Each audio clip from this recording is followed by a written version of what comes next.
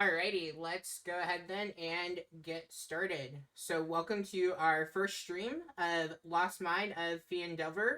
We are going to do it a little different tonight. We have two people who needed to be out, so we are going to start with a wild sheep chase and kind of tie it in to our campaign. But first, we will start by introducing the different players and go from there. All right, Ricky, you are up first. Hi, I'm Ricky. I'll be playing Solomon Vapor, a Water Genasi cleric of here.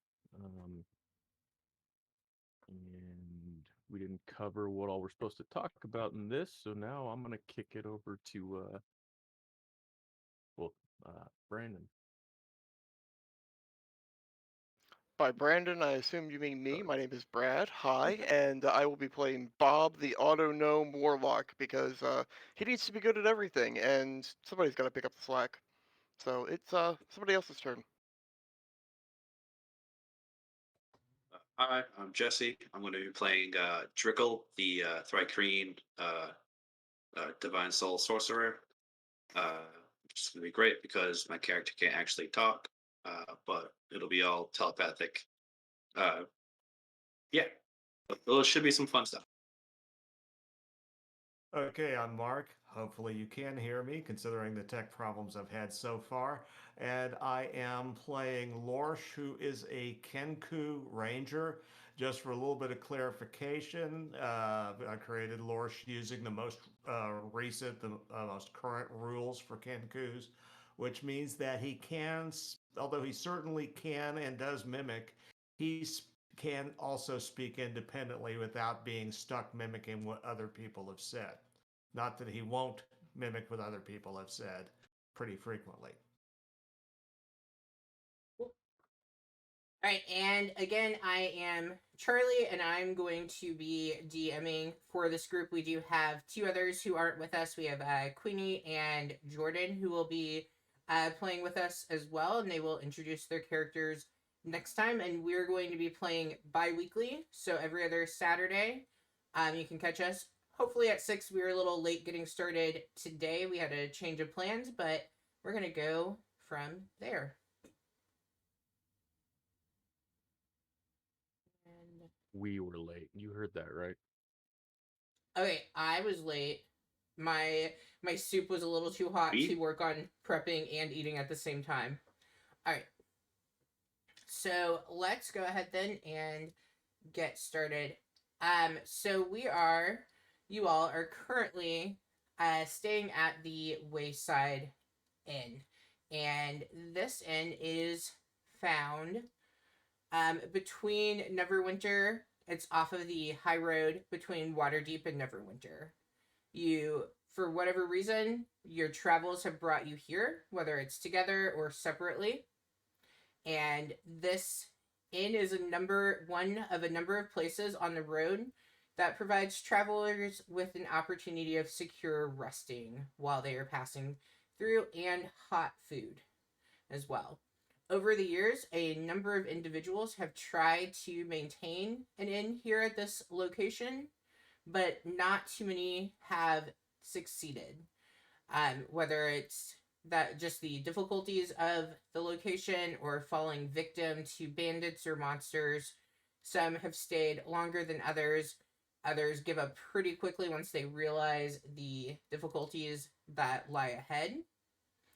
At this particular inn, the owner is Martisha Vine Talker, and she is a cold, calculating, charismatic half elf, and she owns and runs the inn. She's very efficient in her business manner. She has a keen eye for profit, and she has made sure that the inn has been a great success. So you all have found yourself here, and the inn itself, let's see.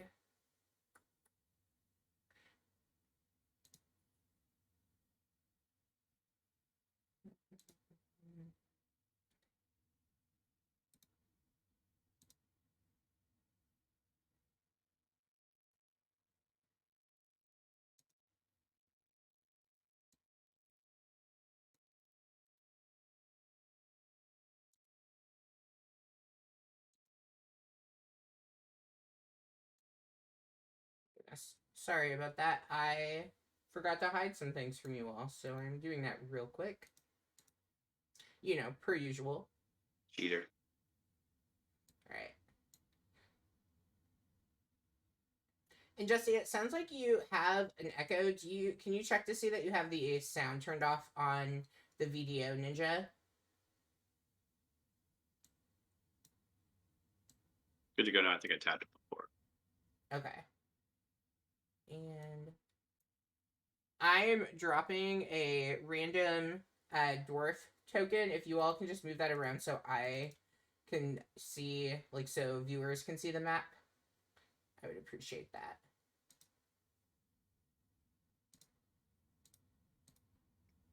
Are we still in the VTT? We are using Foundry. How do I get to the page on that? Sorry. I just have the Foundry open. I need to get an account. So Got when license you the link that's on the slideshow, when you open that up, it should have your player name and you'll sign in through that. But yes, you do need an account first. Yeah, so I have an account. Okay. And then when you click on the here, let me grab the link.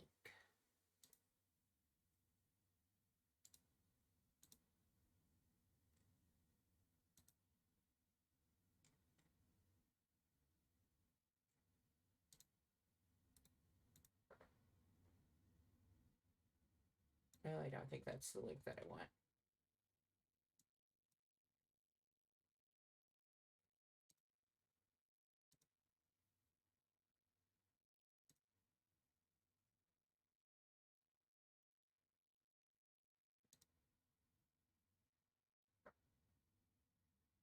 Sorry, I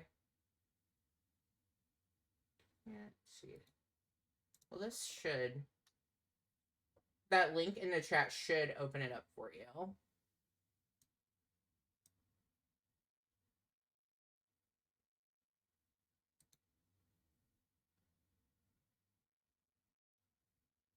Okay, I'll be open.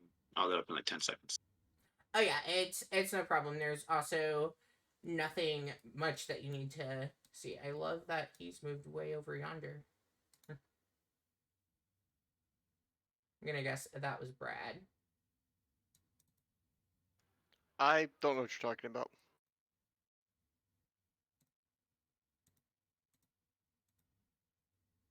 Okay. So you all have found yourself staying at this inn. The inn itself is a pretty substantial structure. So it's 3 stories, brick and wood, and it is located at that point where the Tribord Trail and the High Road meet. The inn is located on the eastern side of the High Road and the southern side of the Tribord Trail. On the western side, opposite of the inn, is a campground. And so adventurers who choose not to pay to stay at the inn can choose to stay there. This is also maintained by Marticia as well. She makes sure that everyone who's passing through has what they need, and also like make sure the area is kept pretty secure as well. Neverwinter is about 3 days travel to the north along the high road. The newly reestablished town of Leylon is about 45 miles to the south of the inn. And then Phandalin is about 2 days travel to the east.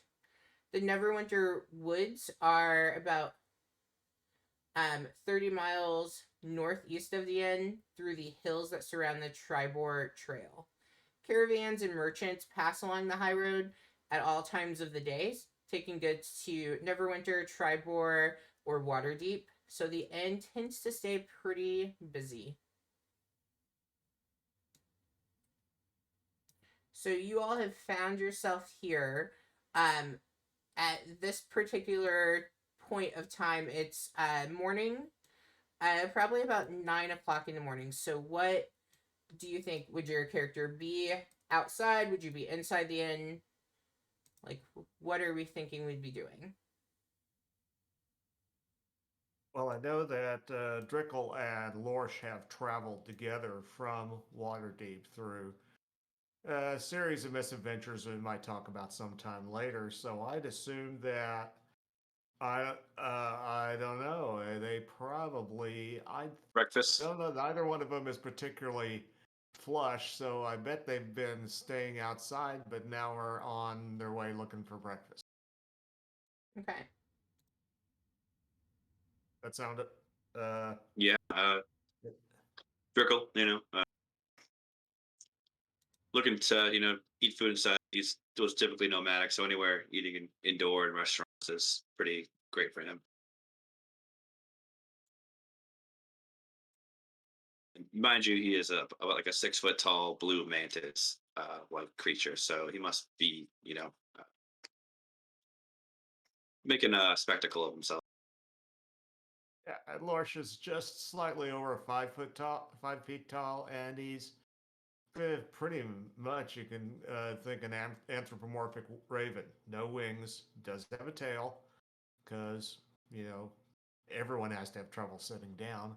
Uh, Black feathers, long beak, yellow eyes, and uh, a habit of speaking loudly.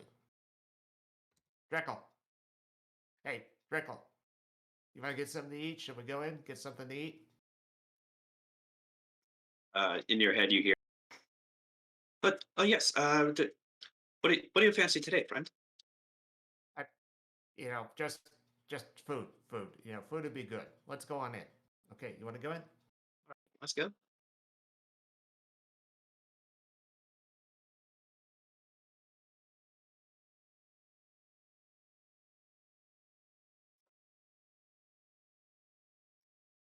The bar just seemed to be way in the back there, or the kitchen. Yes, it is.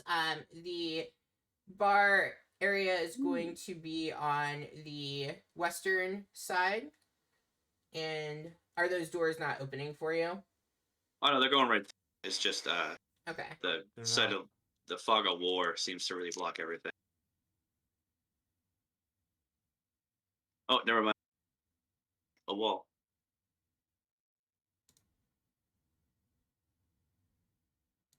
You might need to go.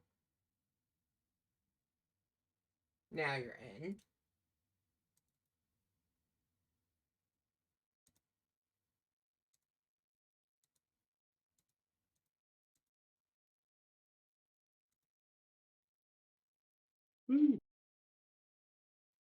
There we go.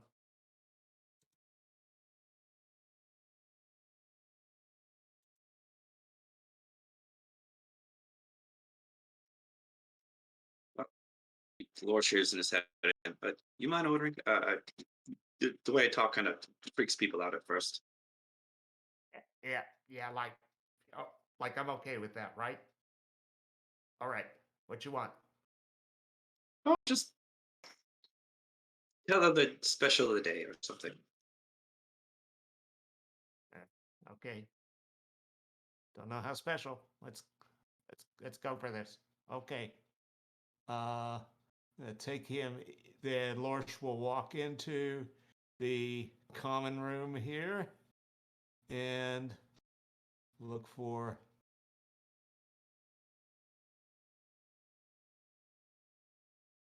a place to order and someone to order from, I think. Okay. Yeah, as you come in, and since you all have been staying at the campground, this wouldn't be your first time coming in. So you do see Marticia. She is at the end here. Apparently, I don't know how to ping. Huh.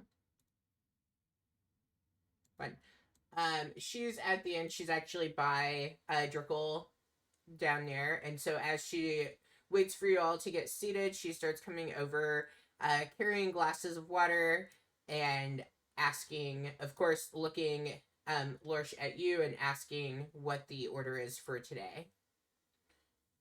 having heard you all want the special, she's going to head back to the kitchen to check on getting that for you all.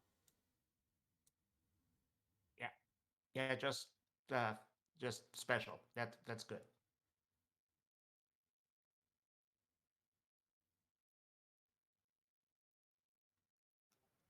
Bob would have also been hanging around the campground, not spending too much money.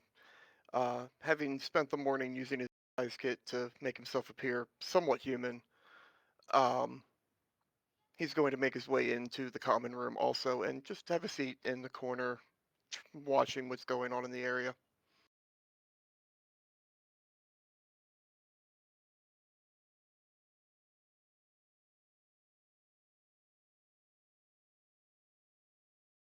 There's the doorway.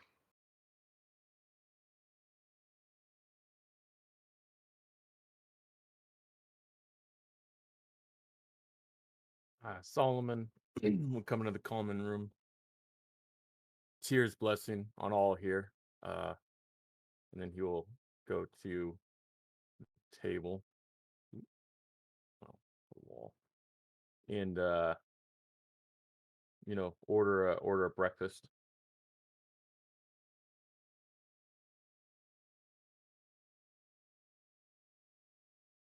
Yeah. So everyone comes in and you all get seated. So it looks like Bob and Solomon are near each other, and Drickle and Lorsch are near each other. Would the two groups know each other, or are you two separate in this? The two groups. I mean, if we're all at the campground, probably I would imagine we just had some loose association. Yes, acquaintances. Okay. Campfire talk, you know, But normal stuff. Laura shows a little more uh, travel buddy, and sort of wayfarer for him. But he's been traveling with him for a little bit. And it's not like these four don't stand out in any way at all. So I think they probably would each other. Hey there, morning. Looking over at Solomon and Bob. Yeah. Brickle just waves with like one of his smaller arms.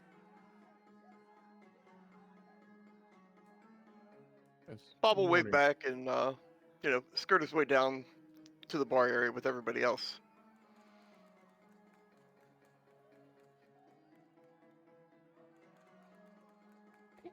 Yeah. So Martisha comes out from the kitchen and she is bringing around different plates of food. Everything is pretty calm in the area. You see up on the stage the resident bard, which is Talon, and he is getting ready to do his first performance of the morning. You know, nothing too out of the ordinary is happening as you all are sitting enjoying breakfast, maybe drinking some tea and whatnot, kind of talking about the day. What would have brought your characters in to this region, if we want to give a little bit of background about why you all are here? Well, Drickle comes some very south of the Sword Coast, and he's currently on a rite of passage for his tribe, and he saw some visions of where he was supposed to go, and something that was supposed to lead him there, and it was kind of a vision of a black bird at a large gate. So he's been kind of just following Lorsch wherever he goes since they met. And And Lorsch, yeah. you can go. Okay. Well, and Lorsch is from the unapproachable east, just one of the small forest there. And he's just basically young and engaged in wanderlust. And I think probably he and Drickle might sometime later talk about how they ran into each other, but they're uh, both traveling up north to Neverwinter, just maybe more on a whim than anything else.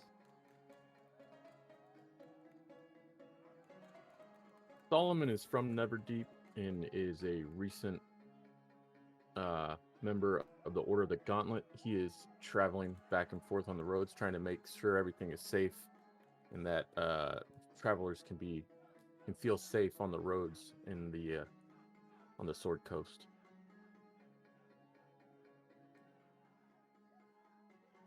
Bob is an autognome that was, purpose built a long time ago and outlived its usefulness and was decommissioned and woke back up in Neverwinter actually, and has been kind of making his way around trying to search for a purpose that he can get himself into and be useful. Okay, excellent.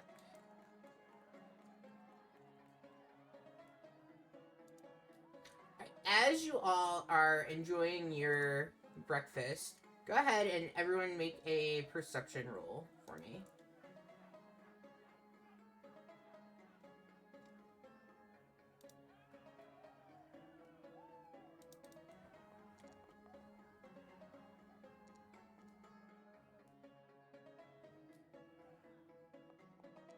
Lorsh killing it.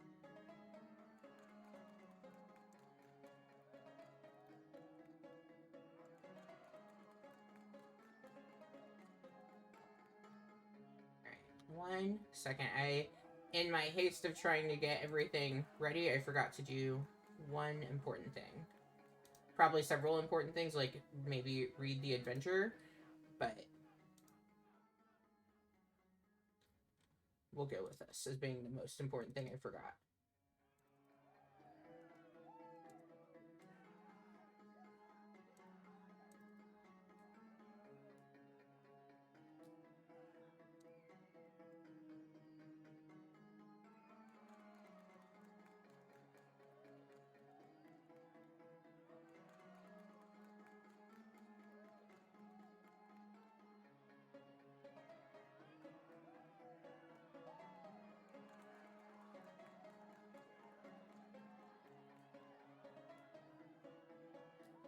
Okay, let's see how we all did.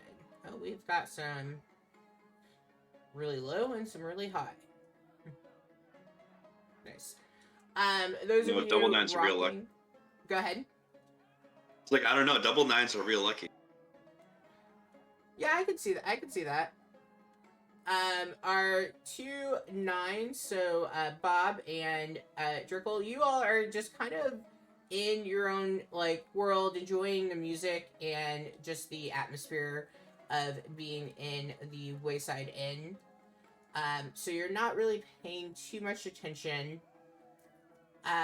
But both Lorsh and Solomon, as you were sitting and finishing up your breakfast, you hear a commotion that is happening outside in the stables.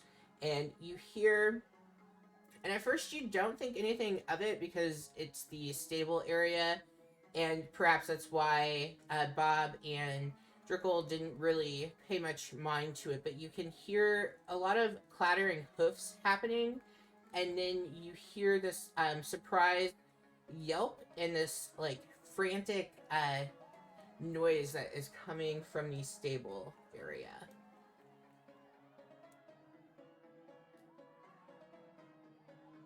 Solomon will stand up and he say, I hear something coming from outside. Yeah. Possibly yeah, by the so do stables. I. Hey, Drickle, come on, something's going on. It's like dancing around, welcome to the music. Oh. Again, you hear in your head, oh, all right, let's go. Bob, do you want to go and look? I mean, I'm not eating anything, so yeah, let's go. Look at Bob and go, how do you eat? I don't have to. I don't know exactly how it works, but I don't eat, and I don't drink, and I don't breathe, but I don't want to put that to the test right now either. Fascinating. and then head out to his stables. Okay, well, you don't eat, I can have your bacon next time, right? I mean, That's not it's a fair. copper piece, but yeah. Hey.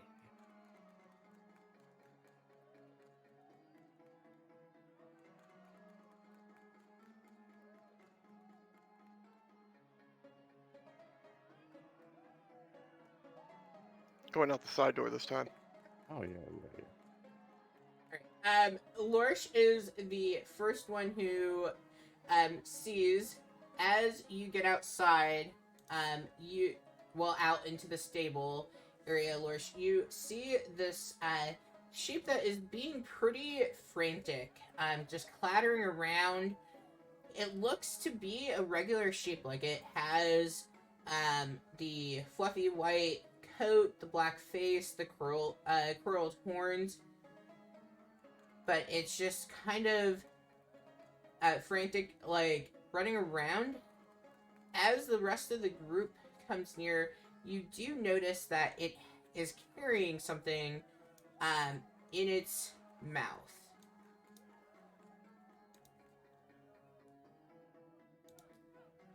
What's that?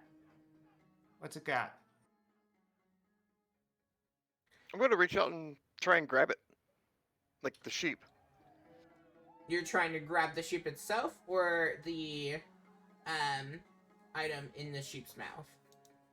No. The sheep itself. I'll cast guidance on you. Here, let me help. Taps you with one of his little arms and kind of feel a momentary boost. So you get that D4. Alright, so to grapple, is that I think that's a strength or check. athletics check? Yep. And contestant to mine, so let's see.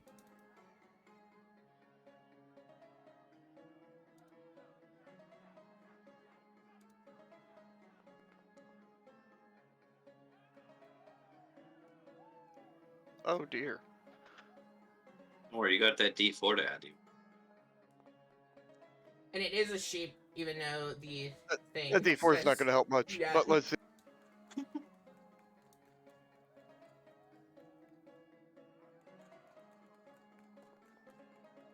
There you go. So Bob, you go to grab onto the sheep, and the sheep is really determined, and it just kind of like it's almost as if you didn't like realize that you couldn't just grab at the coat of it and stuff, that you like had to try to kind of bear hug around it. And so the sheep nimbly escaped your grapple, and as it does, it goes and it approaches Drickle, and is kind of shoving that whatever it's carrying in its mouth. It's like it's trying to get you to take notice of that. Drickle will look at it real quickly before he decides to take it. Okay. You want an investigation check? Yeah, you can do an investigation. Oh, nice. So you notice that in the sheep's mouth, it is actually carrying a elaborate scroll. Oh, wow. And from there, he'll take it out. And, Yeah, as soon as you open that, so as you're taking it, you can see the wax seal indicates to you it is a scroll of speak with animals. And as soon as you open that, the baaing of the sheep suddenly is no longer a baaing noise, and you are able to hear the sheep speaking to you. And what you hear is the sheep is saying it's in dire need of some assistance from the party. And you can tell like it has an elfin accent. It's speaking in common. Oh wow, this is exciting. I've never had the chance to speak to a sheep before. What's your name? And the whole party with this scroll, it's a little bit different than like standard, so everyone is able to hear what is being said and like talk with the sheep as well. And the sheep introduces itself and says, "I'm Find There Shine Bright. I'm a wizard, and I know that you seem to be a group of adventurers, and I need you to help me get something back that I desperately need." Great. You're a sheep. I'm a wizard. What did Insight check. you're a wizard sheep. Terror.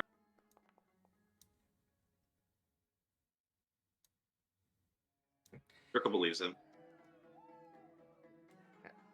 Yeah, you, as you're trying to, like, work this out, to you, it doesn't really seem too questionable. I mean, looking around at the group, it seems fitting.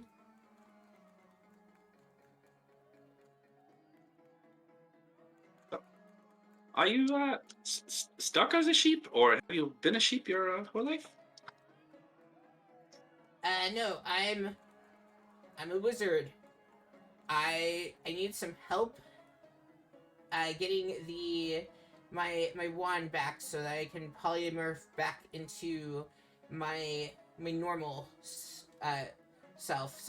This isn't how I normally am.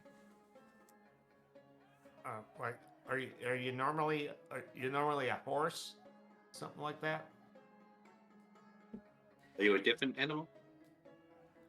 No. I'm normally an elf. But I woke up one night, and as I was waking out of my trance, I found my apprentice, and he was standing over me, and he had my wand. And when I asked what he was doing, all I ended up getting was a noisy bah coming from me, and it was too late. I'd been transformed into the sheep.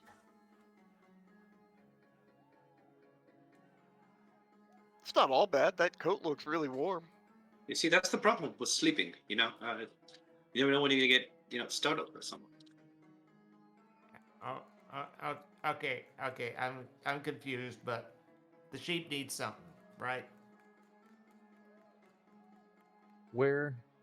There's somewhere with doors. Is that why you can't get in, Mr. Sheep?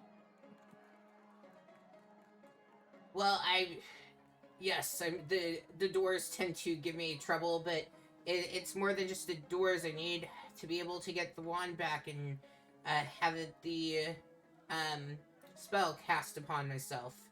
I need some assistance with this.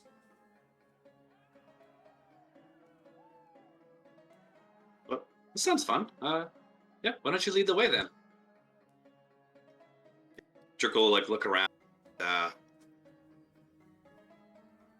say Bob and Solomon. The first time you'll hear in your head, "What? Are you two coming as well?" Yes, we shall help this sheep return himself into an elf. I find the idea of a wizard sheep really intriguing. I want to see how this is going to play out. I kind of like sheep more than elves, but okay, let's go ahead. I got nothing on this morning.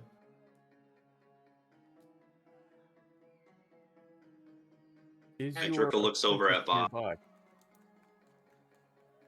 Drickle looks over at Bob and asks him, "Are you a smaller Thrakreen as well? You seem to have a exoskeleton of sorts." I'm not exactly sure what I am. I don't have the extra arms that you do though. Well, Kind of maybe they'll envious of grow that in. feature. Maybe they'll grow in. Well, I I like didn't that have idea. 4 when I was young either. I didn't know that. Are you gonna keep growing? You Well, gonna I keep know growing arms? I'm big right now. This is as tall as I'll get. Yeah, but But you're gonna get do you more get arms. extra arms? Maybe. I think there is some magic for that. We'll see. As you are talking, the sheep says, "If you help me, maybe I can help you." Oh, you can give us Extra some more arms? I'm sure there's something I can do for that. Okay. Okay. Yeah. Extra arms you could do, sheep? But stuck as a sheep, huh? I mean, you have to help the sheep, not be a sheep. Well, Come on. can the sheep have arms? At least thumbs. Somebody Well, get this sheep I extra think arms. the sheep doesn't want to be a sheep is the problem here. As the group is talking, Drickle, since you are kind of in that in between, being like behind that wall area, can you make me a perception roll, or you can tell me your passive would also be fine. I'll So say I'll my take the- passive's 13. Okay. Roll, and I'll take the whichever is higher.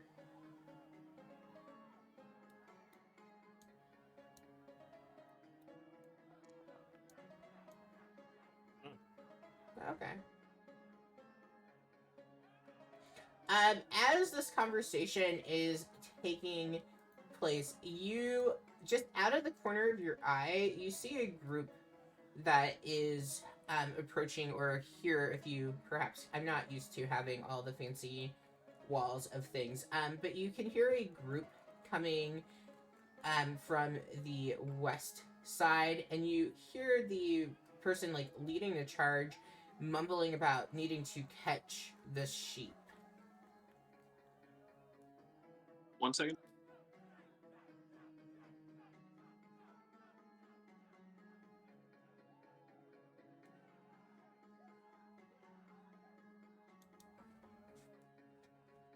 Sorry, way too old in my house. No worries. Uh, Drickle will kind of push himself in with the sheep and close the doors behind him. Or is it open? I'm like, you're kind of like standing in between it, so I'm going with that. It's open, like you had it fully stuck in before the sheep dropped that scroll at your feet. So yeah, you can step in and shut the door. That works. And so he'll come in and goes, ah, Mr. Sheep, you might want to step away from the door. There's some rapscallions looking for you outside, I believe. No sooner have you said this than you hear a just a pounding on the door, like violently hammering at it, and the person on the other side is yelling and saying, "I need to be given Master Noak's sheep. I will not leave until I have it. It's escaped, and I need to bring it back to Master Noak." Is there another sheep around here right now? Like in the stable area itself? Yeah. There is currently not a sheep. There's a couple of horses that are there, but no sheep, unfortunately. With a quick look around, is there anything I could hide our sheep friend in? A barrel or something large like that? Yeah, you could attempt to hide it in a barrel if you want to. There's also those two outhouses if you wanted to put it in there. I think I got this one, guys. Hey, sheep, come stand over here, next to me.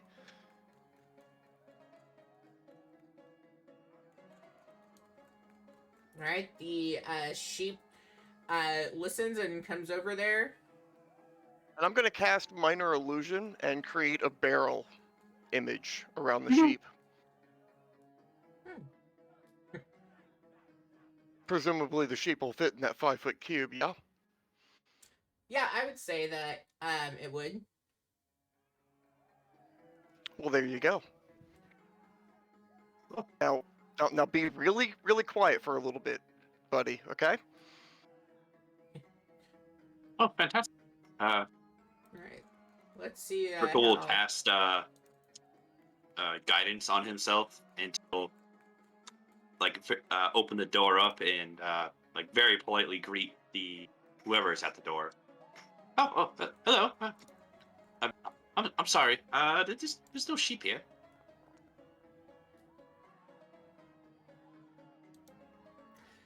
Um. There's a few horses, but Go ahead and roll me a deception check.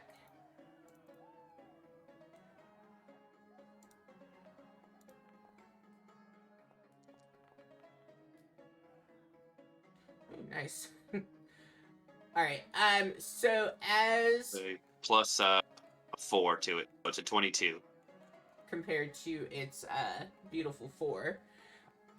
So Guz comes in and he is very determined, or he comes to the doorway. He's very determined to find this sheep, but he does take a look around, and he doesn't see any sign that there was in fact a sheep here. Like, he's not seeing it. I mean, he saw like the tracks leading up, but he is a little perplexed by the lack of a sheep being inside here, as he's kind of looking about. And so he turns to the group and he goes, well, I know. And with him he has 3 pet hyenas that are just kind of going nuts. So like, they know that the sheep has been in this area.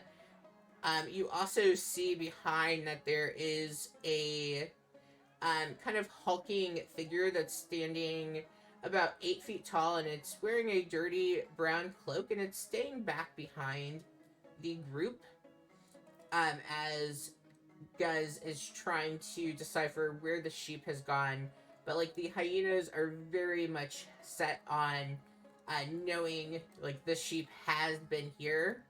And Guz says, listen, I just need to make sure that I get the sheep and I take it back to Master Nook.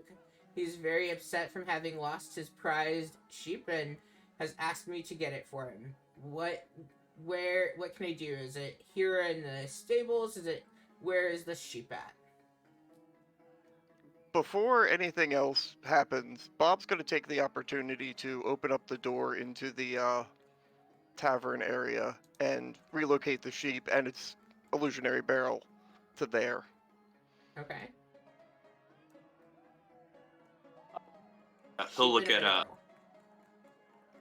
Say this person's name was again. Guz. Orc. Guz. Yes. There was a commotion earlier. I believe I got scared off by one of the cooks who was coming at it rather with some tasty figure, one might say. I would say behind the inn, behind the woods there, might be your best bet. Yeah. Yeah, over that way. Lorch is pointing the wrong direction. Well, He's dyslexic. He kind of messes it up. Yeah, you're shepherd? You're shepherd. Look, he has those fine dogs with him. Those are dogs. Okay. Yeah, look at them. They're so You're cute. shepherds. Yeah. May I pet they're them? not cute. They're not You know. cute. You're not cute. Yep. Drickle, those aren't cute. What would you know?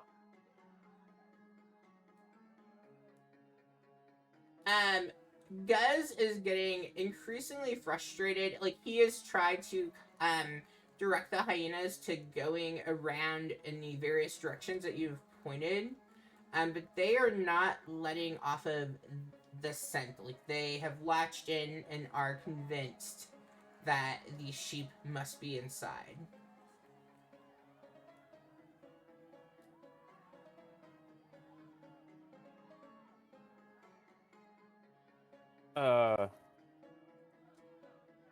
I'm gonna use thaumaturgy to make a sound of a sheep across the road. Just come from across the road behind everyone off to the north as the map says. Give me one I second. go, oh, there. I heard it. I think, yeah, that's a sheep, right? As you cast that, like as soon as that Baja noise begins, the hyenas do disperse themselves, running across the street. And you kind of see, since they're going across the way, like they are headed towards the campground area. So you do see a little bit of like commotion as some people who are cooking over a fire and stuff kind of scramble to move themselves out of the way, but the hyenas are mostly concerned with trying to find the source of the that's happening as they are scrambling across to the other side. And they do keep kind of searching for that.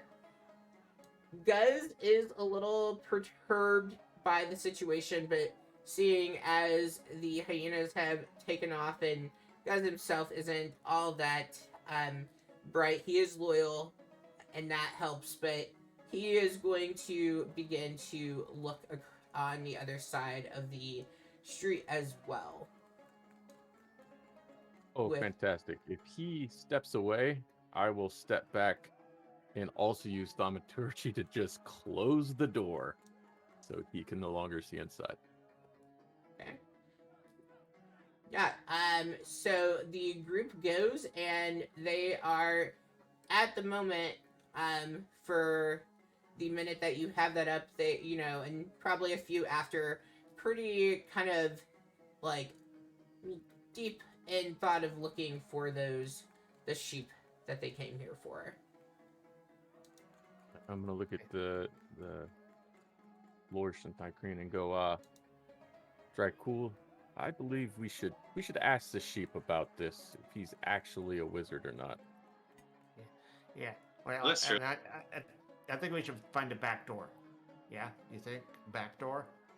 Get out of here. Yeah, Yes. I mean, let's just run through.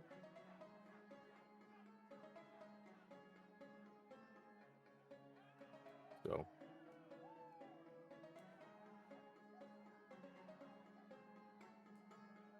All right, so you are searching for the back door, and you're also asking the sheep if he's actually a wizard. yes, just be all, Hey, yeah, do you know who that orc is?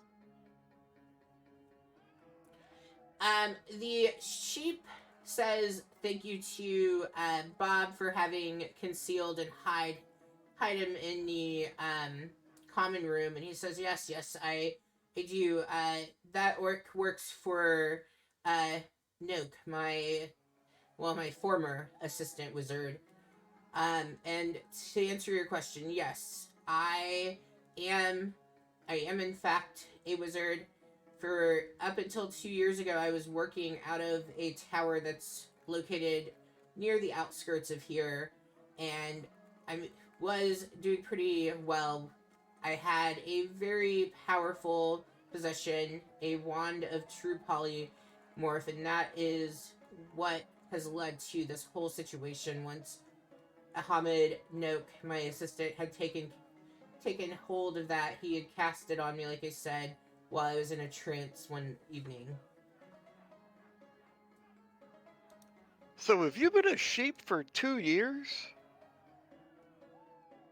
Well, I've pretty much been a prisoner. I haven't really been able to leave or do much. I was trapped in the tower I had built myself, just grazing on grass while I got to watch others eat these big elaborate meals. Not too much going on for myself. I was just trapped in my garden, and Did right, you have the that door scroll? you can't get past. say it again. I'm gonna say, Did you have that scroll the whole time? Did you just escape? I escaped with this scroll. Okay. Okay. Yeah, they eat a lot of mutton, right? Yeah. Yeah. I Never happened to mind. have gotten lucky last night. Nook, he left and he didn't shut the door all the way, and so I was able to go and get this scroll off of the shelf there, and then I was able to rush out, and that's how I ended up here. Well, Okay. All right. I think maybe we should. Can we kind of can we kind of talk to the sheep and be moving? Because I think he's gonna come. I think he is gonna come back. The dogs are gonna come back, and it's not gonna be good. Yeah, I would assume that you all are kind of doing things at the same time.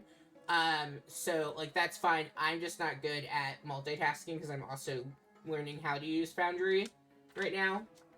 And things, but yeah, so you all, while that sheep conversation is happening, I would assume one of you was asking Morticia about a alternative way out, which you did find in the kitchen. If you went past the bar, that there is a side door there in the kitchen area. I'll also ask well, it seems like you're being hunted for right now. Do you know some sort of secret route to your old tower? Um, he he says like he'll be able to get you there the best that he can. He doesn't know that having been trapped for the last 2 years and being a sheep at this point, he's not sure how well he would be at being able to figure out a secret pathway in. Well, he's gonna look over at Lorsh. Well, it seems like we have some great bait for his stalkers. Do you think you could set some traps up for them? So I don't think Traps for. those people who were probably going to follow us. Yeah. Okay. Well, no, I've never really set traps for dogs in for. Yeah, for that, no. So I think we should just keep. I mean, I think we just. Where's this tower? Where are we going?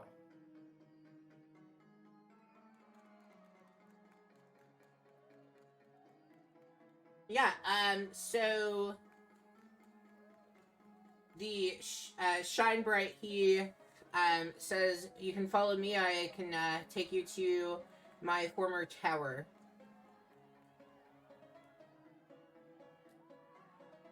Before we bail entirely, I'd like to settle the bill with, is it Morticia is the owner of this place? Yes. So what's the cost for the breakfast for the four of us?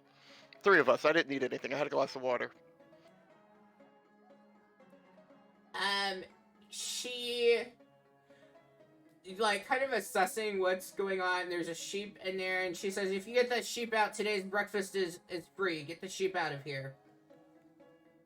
I Get the sheep out of will here. turn around and reach into a pocket and pull out a copper piece and cast distort value on it, and throw that to her. Or maybe it's a silver piece, but either way, it now looks a lot more expensive than what it is. And say, if you don't tell that orc about the sheep, I'd appreciate it. And we make our way out. Yeah, she takes it, and she's pretty busy taking care of everybody else in the tavern. But she gives you a nod, signaling like, "Yep, that's fine. She's got you covered." And let's see.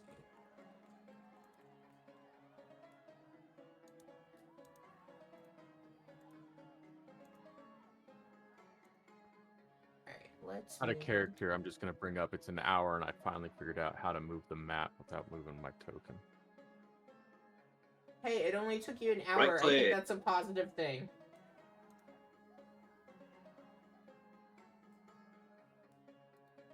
You're the sheep.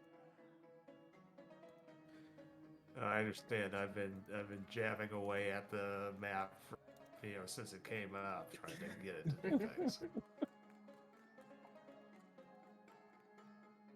I mean, I'm over here trying to figure out where I put what, and like a lot of the tokens don't have images on it, so I'm like, oh, what is this one supposed to be? And then clicking.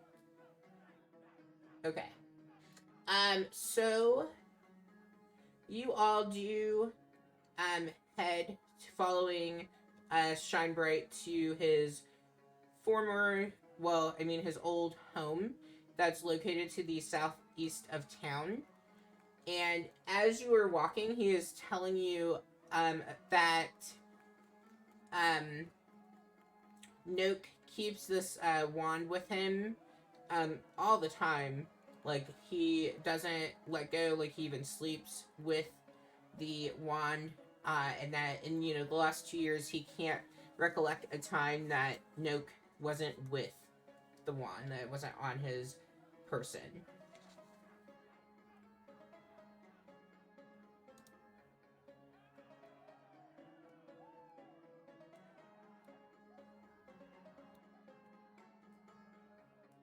I have no vision.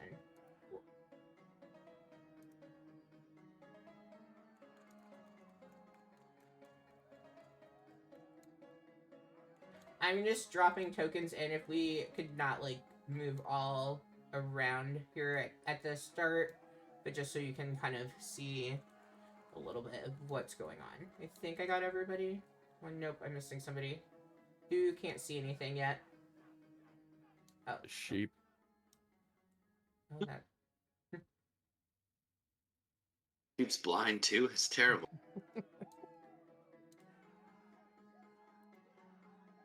That doesn't look like a sheep.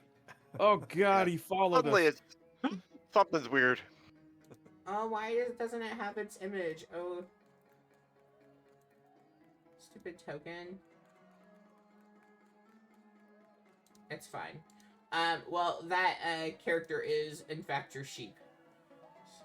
With apparently a white background, because that's how awesome I am at this. Who's the bearded person? So I have that so I can see without using, without you all seeing all of my stuff. So Gotcha. he's one of my characters. Let's grab our sheep real quick, and then we will go from there.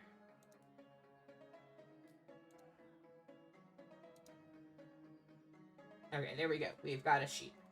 Alright, as you all are walking, the path to the tower cuts off from a main road about a few miles away from the inn. And it's kind of darting between some bushes, there's gaps and things, but it is a pretty well-trodden route, and it begins to weave its way between tall oak trees. Anything that you would have done, I know you were there, but as you were walking, is there anything that your character would have been doing along the way, looking out for, and the like? I think Lorsch probably would kind of have head on a swivel, to use the cliche, but paying attention to surroundings, paying attention, listening to see if you can hear the sound of dogs and yelling orc, if that's what I remember that being. Yeah, so as you are walking, make me a perception check. Anyone who would have been kind of keeping an eye, listening, looking around. They'll just use guidance on Lorsch, just trying to, knowing he's got the good eyes.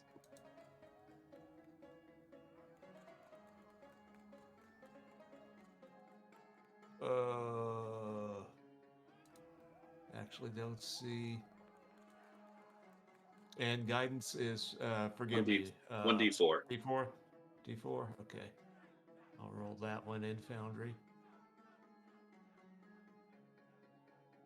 Come on.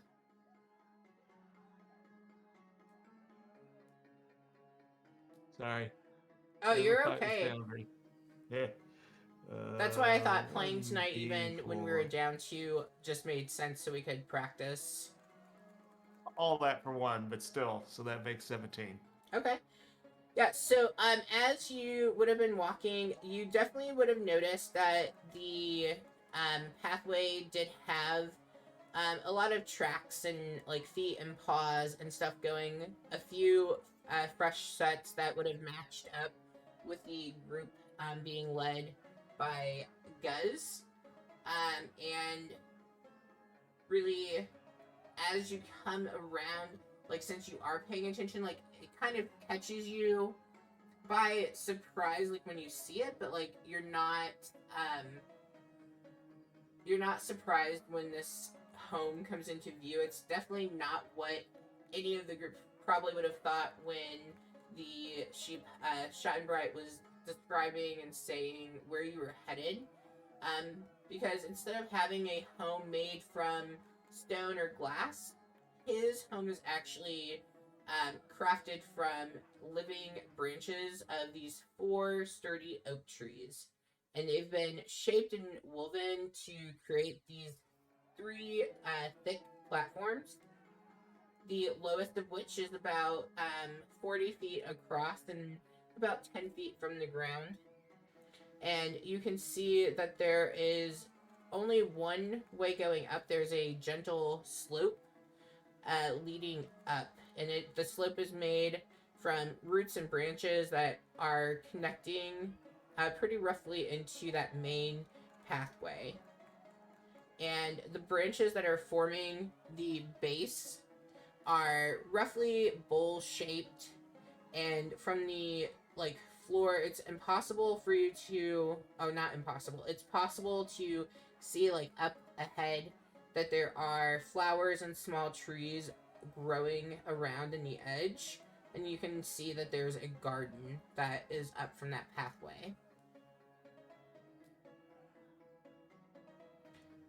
The center platform is the largest, so it's about 20 feet more in diameter, and it's about 20 feet above the ground. It's completely enclosed.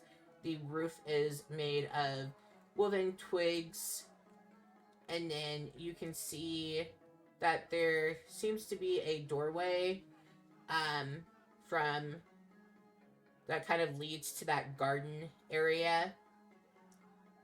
And you can see that there is kind of like a bridge made from the tree branches leading to that.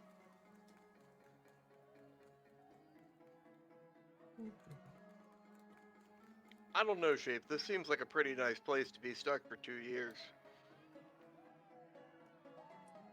The Lor's sheep looks at you and says, "Well, yeah, I mean it is nice. At least it's my place, but I'd rather, be stuck as an elf than stuck as a sheep." Have you Lor tried just like says embracing your in- sheep life? Lor says in Drickle's head, "Hey, Drickle, ask the sheep how many others there might be here. Oh, yeah. Is that orc and the dogs, is that all that's here, or are we going to run into more people?" So I will relay that message to the sheep in his head. Yeah, emphasizing like, did your apprentice have any other friends as well, or did you just know of the orc and his little puppies? The sheep, trying to be quiet, answers and says it's hard to tell because Noak had been polymorphing so many different creatures and things, like it was hard to keep track of who was who. Oh, that's fun. What were you doing with this polymorph wand to begin with? Seems kind of reckless to have that around, don't you think?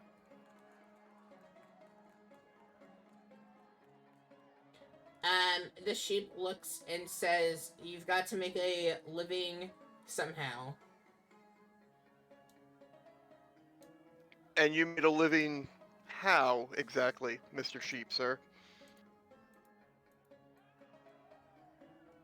Well, I mean, are you sure you were actually an elf, or were you a sheep before, became an elf, and you just returned back to your true form?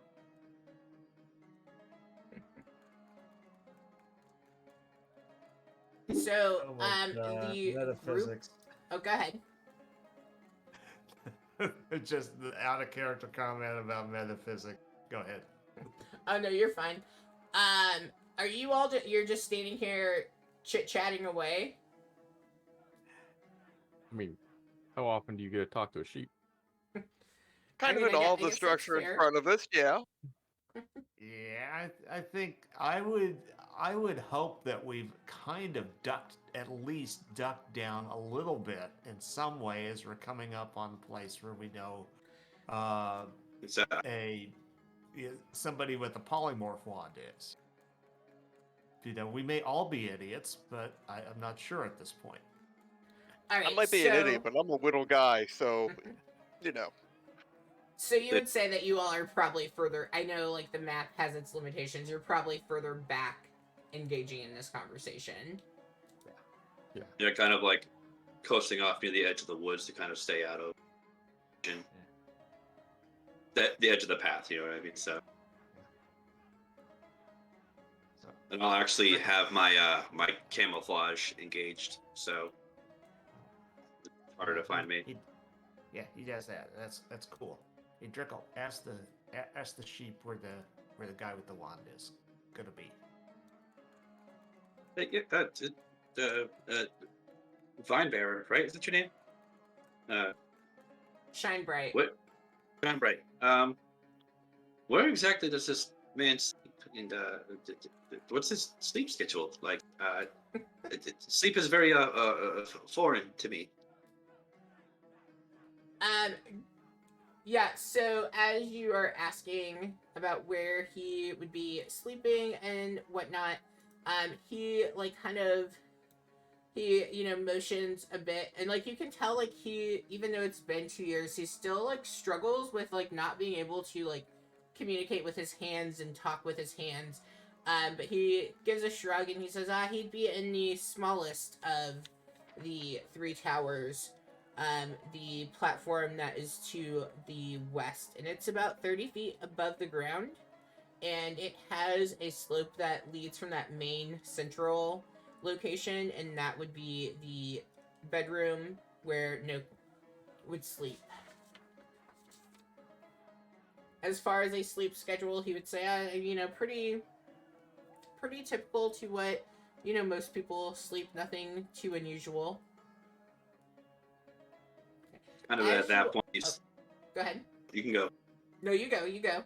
I'll say at that point you see Drickle kind of like snap his fingers and like a little firebolt apparates, and it's just like hovering there. It's like, but I mean, I hate to be reductive, but okay, we could just light it on fire while he's sleeping, right? It's my understanding the wand should be safe, yes? Shine Bright says, no, absolutely not. This home it's my home. I do not want it to go up in flames. Okay. As Yeah, the I don't group, know. That sounds like a great idea, though. It burned other things. That's not good. That's not good. yeah, Wanna burn the let's woods. not throw that at the DM who hasn't read the whole thing and is winging it. But thank you. As you are approaching and getting closer to the three towers, go ahead and roll a stealth check for me.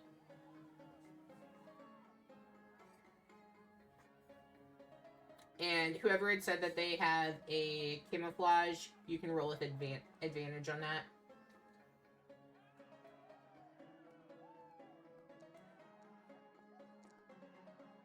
Sorry, I hit 3 back.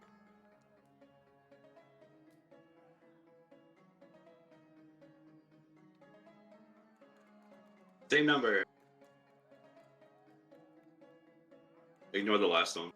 Okay, so 15. Okay.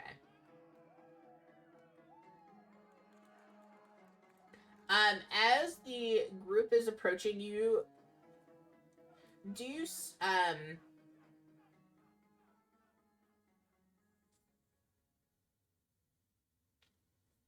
I'm trying to think how I want to go with this. Okay. As you all are approaching, you do see off in the yard, you see two hyenas who are playing a game of cards sitting there. I'm They sorry. do notice the group though. Um, as you're approaching Solomon, you were a little too loud while talking with the sheep, and so like they look up from their game as they see the group, the four of you and the sheep approaching. Oh, Solomon points at him and goes, "Holy crap! Those hyenas are playing cards." Are they like anthropomorphic hyenas playing cards, or are they just like? Is it like the painting? Like they're like hyenas playing cards. It's not like the painting. Are they gnolls? You mean? Did they what? Are they gnolls? Do you mean? 'Cause, like you keep saying hyena, and I'm just imagining like these hyenas with paws playing cards, and it's absolutely. Yeah, no, they are hyenas. Hmm. I mean, they probably aren't Bob's like gonna ask actual the- hyenas, but they're hyenas. Bob's gonna ask the sheep if he knows any information about these two hyenas playing cards. You know, do they have real names? Um, Shine Bright says that's two of the guards for Nook. I'm not sure of their names. Two fools, if you ask Oh, me. they're the guards. Okay. Yeah, I think you better think we better quiet him. Will he do something? I mean, they're looking at you. I'm just giving you all a chance to, like, respond in what you think you would do, and then we'll go from there. Like, they see you, you see them. That's where we're currently at.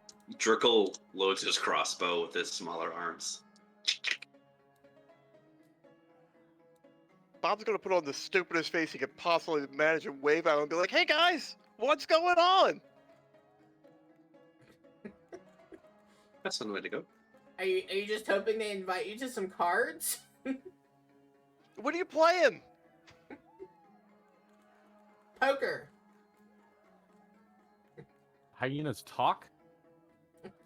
That's why. I mean, We have you all talk can with understand animals. the sheep, yeah. Oh, that's right. Does anyone know how to play poker? I can poke, and Lorsch has his longbow and is starting to knock an arrow. Yeah, I can poke stuff. No, I don't think that's the game they're playing, Lork. Calm down. Oh. I'm okay. down for a game, but I want to see you guys shuffle the cards. Yes. Alright, so you all are, like, you know, lifting off crossbows and whatnot, getting ready. So I think we know where we're headed. Is there any other place that we think we might be heading? I mean, I really wanted to watch Ricky play poker with these hyenas, but you know, if we can't do that, that's fine. I'll I mean, you can try to roll a charisma say- check to play some poker. Oh, I'll okay. try to give him advantage by saying to one of them, like, yes, Gus actually just sent us here. We're being hired on as some more guard work.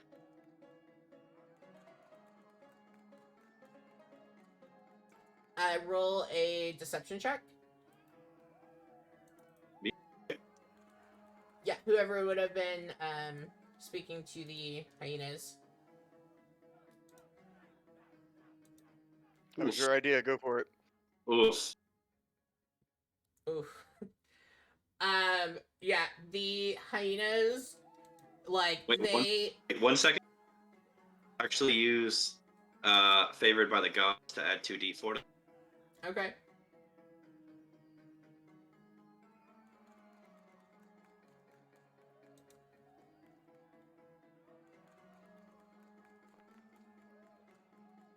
Better. But you know we've got a sheep with us.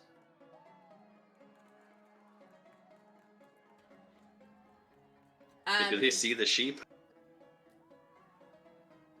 Yeah, they like because as a group you all didn't pass like your stealth check, like you all saw each other, and they saw the sheep. They look at you and they know that what you are saying is in fact false information, and you see them kind of scurry up from their game of poker, you know, my poorly choice game I went with, and they are getting up, getting ready to approach the group. So we are going to roll for initiative, but before we do, let's do a 5-minute break, and then we'll come back and we'll start with initiative. You got it. Cool. Sounds good. Awesome. All right, we will see everybody in the chat here in about 5 minutes, so 7:50.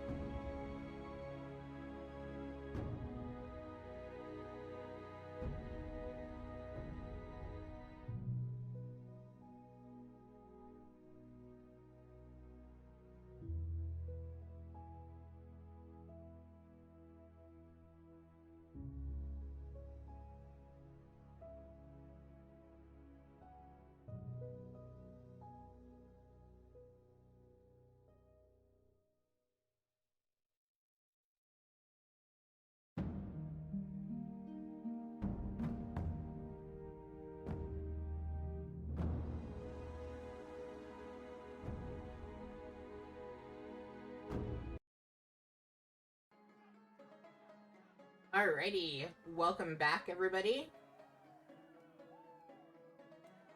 So, where we last left off, we were getting ready to fight with some hyenas who were playing poker, apparently. So, let's go ahead and roll initiative. Initiative.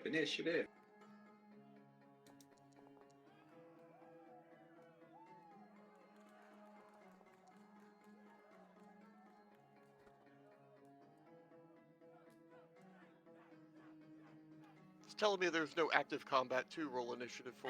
Yeah. Um, Okay, let's see. So, do I have to press begin combat for us to roll? If you don't have to, I think so, or you have to drag all the icons into that combat section. One of the two. Let's go with begin combat and see. Alright, now try rolling and see. I gotta re-roll. Well, I can Yeah. also change if I need to change numbers. I can. Like it's Okay. like I said, it's a learning thing tonight. Rushing some I initiative. went from rolling a 20 to rolling a 3. I'll take Well, that. I can change them. I'll take the new one. It's fine. No. Yeah. I'm okay. Doesn't matter. Oh God, there's a black bear with us. Oh, that's no fun that it shows you stuff that's hidden.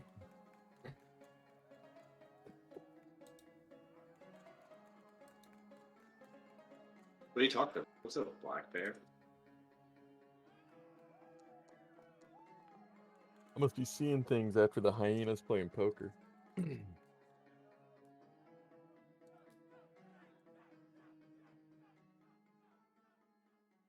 Oh, I guess actually that token isn't hidden. It's just you all haven't seen it yet. Okay. And does anyone need their initiative changed? I can pretend to know how to do that. Nah. Cool.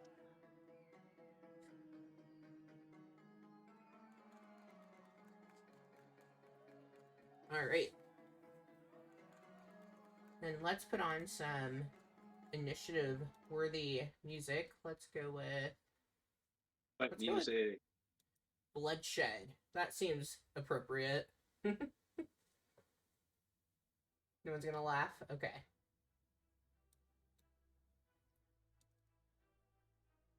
Movement 30.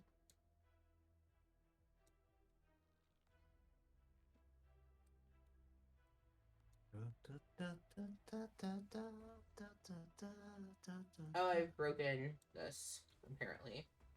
Hooray! Yeah, okay. Alright, I went...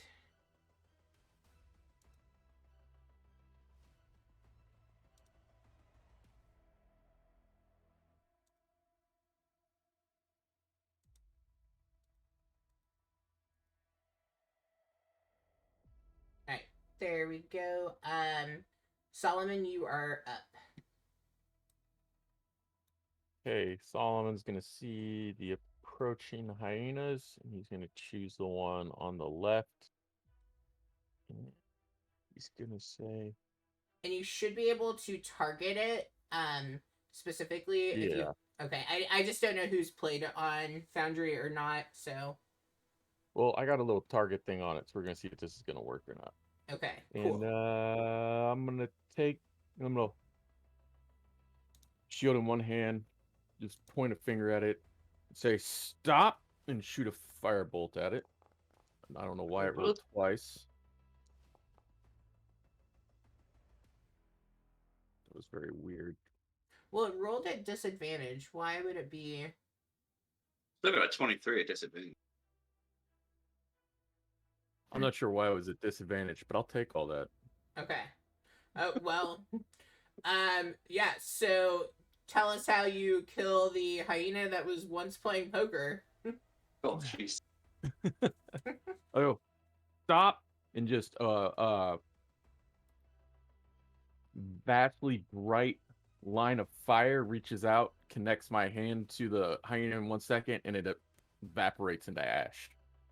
Wow. Hey. That was good. That was good. You could do that. That was good. All right. Well, the dead hyena Okay. is dead, and it was next. So then we have Bob.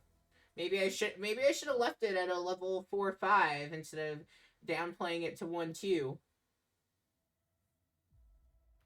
Bob is going to follow the lead from Solomon, and just kind of bring his hand up like this and point at the other hyena that hasn't been pasted yet, and ready in action to hit him with to fire an eldritch blast if that hyena moves forward any further than it already is. All right. Anything else? No, not at the moment. Okay. Jerkle, you are up.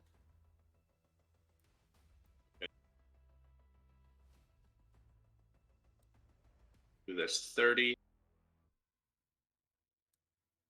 And then I will hold the dead until I feel another threat arise or something get closer. As you see Jerkle like run up and holding his arm up, and he's got this little bell charm, and he's like waiting to like flick it almost.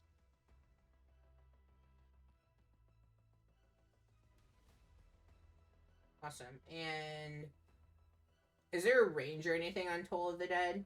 Oh, it's something that 60 you can feet. see. 60 feet. Okay. 60 feet in sight. Okay. Yeah. Cool.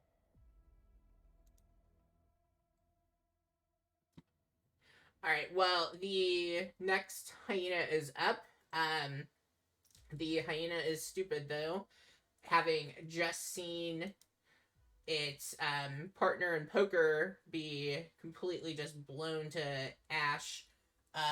It is going to move. So go ahead and Bob, take your ready action on it.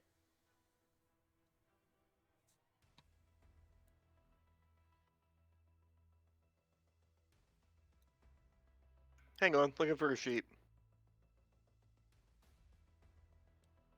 There it is.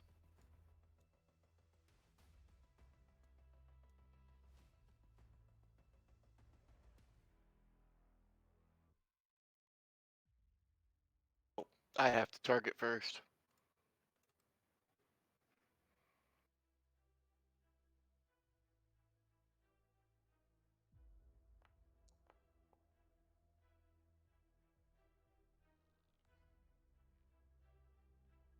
Right, you miss as the hyena is moving. You try to Eldridge blast it, but since it's running towards the group, you do miss, and it's going to run right to Solomon.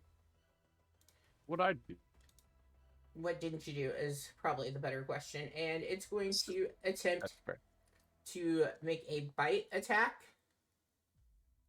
and it is going to miss.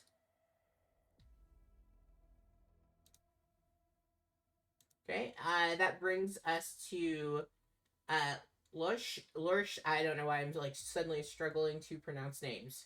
You are up. Okay. Hey. Yeah. Okay.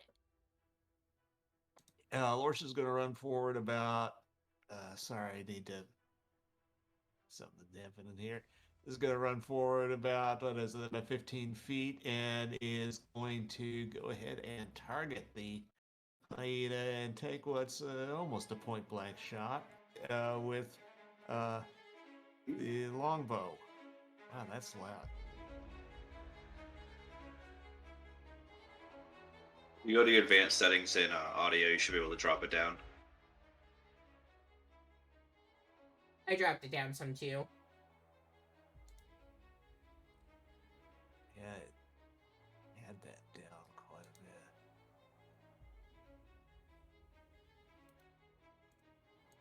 bit. Okay. 10 is a miss. It is a miss. You just missed the hyena as it has bit onto Solomon. You're unable to connect. Anything else that you would do? That's movement. That's action. That's going to be it. Okay. As this is happening, all of a sudden you all hear and see the outhouse that is in front of you all. The door swings open as a black bear comes barreling out, directly seeing Bob. And then I don't know, you can see it, Drickle, so you can do your ready to action. They need a wisdom. Wisdom? Yep. And is the target missing any of its health or no? It is not, no. It made a 15 for that saving throw. So that Okay, taking 4.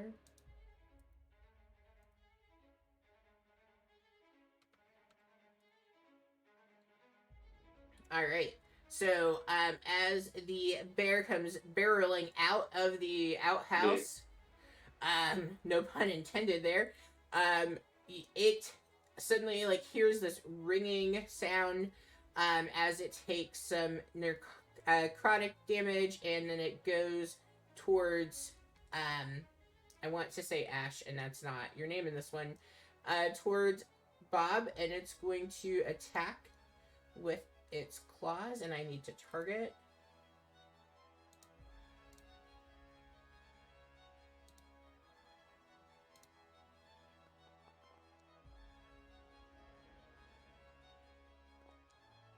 Okay, and with a 17, it does hit, and you take 4 slashing damage, and then it's going to take its second attack with a bite. Ooh. And you all see as Bob is unconscious currently. And just for like the like FYI, if you're looking things up, I did modify from what it was a bit, so like it is taking 2 attacks, but like if we were playing, it would have been a brown bear, which is a little more meaty, so that's why I'm letting the black bear have 2 attacks, just as a disclaimer. Okay, that is going to be the black bear's turn. And that puts us back to the front of the order. I got the heal. 10, 15. You sure? Yeah, I got it. Solomon will look. Oh, 1 second. You can't see yet, but there's somebody ahead of you all. You do see now what you presume to be Noak, the wizard apprentice, and he is standing at the top of the ramp there. He had spent his first turn moving, and while he is there, he is going to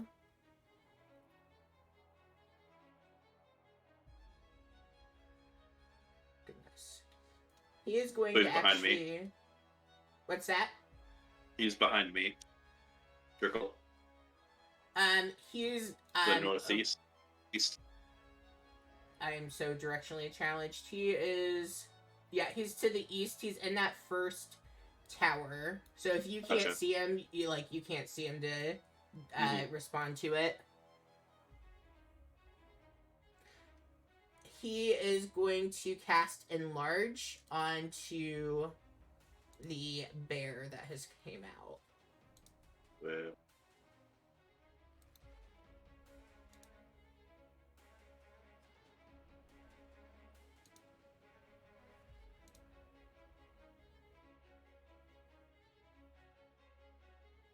And he is going to enlarge, so now the bear is much larger. As it's cowering over Bob's body and our invisible friend there who's not there. And so now the black bear is going to be able to add a d4 of damage and have advantage on strength checks and saving throws for the next minute. Because it clearly needs that. Of course he does. So a bigger target, though. All right, and now Solomon, you are up. Okay. Solomon's gonna see the bear get larger and draw his mace and say, "Get off me!" And I will do the thing I should have done. Oh, one that time. 16 barely hits and 4 damage. Oh,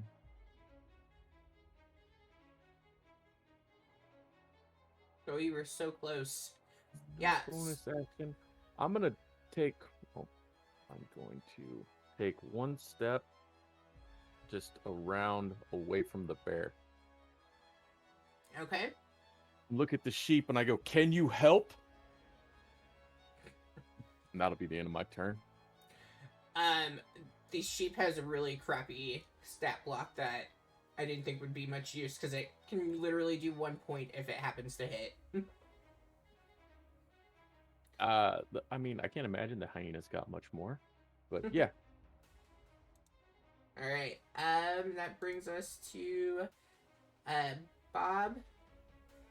And then for saving throws, I will make those whenever you all are down. I think we talked about this in session 0, and then we'll go from there.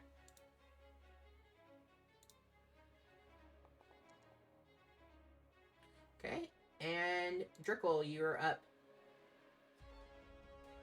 Rick will see his smaller, chromier carapace friend fall, and he will run down.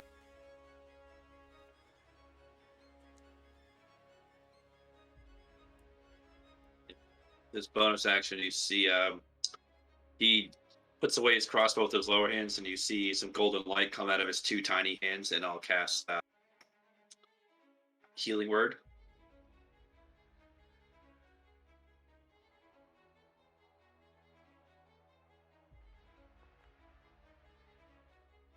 Then it is my main action. I will take Solomon's lead, and I will cast Firebolt at the big bear.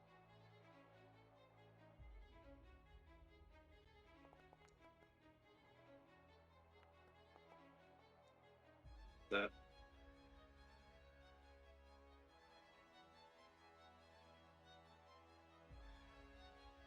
So 3 fire damage. I'm assuming a 23 hits. It does. Are you targeting? I missed the target. Okay.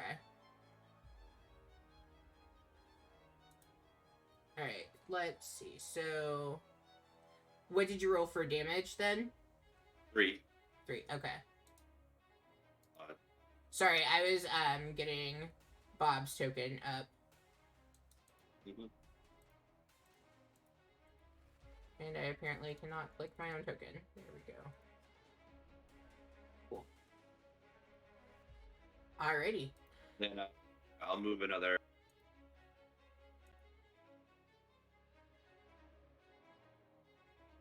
Right there. Okay. Alright, the hyena is up. It is going to...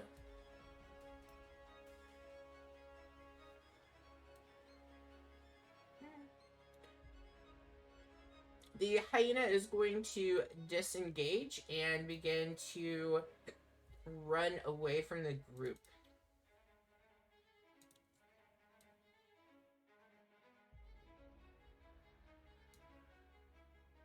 Take that attack of opportunity. Well, it disengaged. Oh, There we go. scared the puppy. Oh, why didn't you move? Okay. That is the hyena's turn. Lorsh, you are up. Okay. Okay, big black bear, guy who made big black bear. Because I think Lorsh is perceptive enough to see that those things are happening, and he's going to go ahead and target guy who made big black bear. I think I've got that right target there. And let's see if he can shoot a little bit better this time.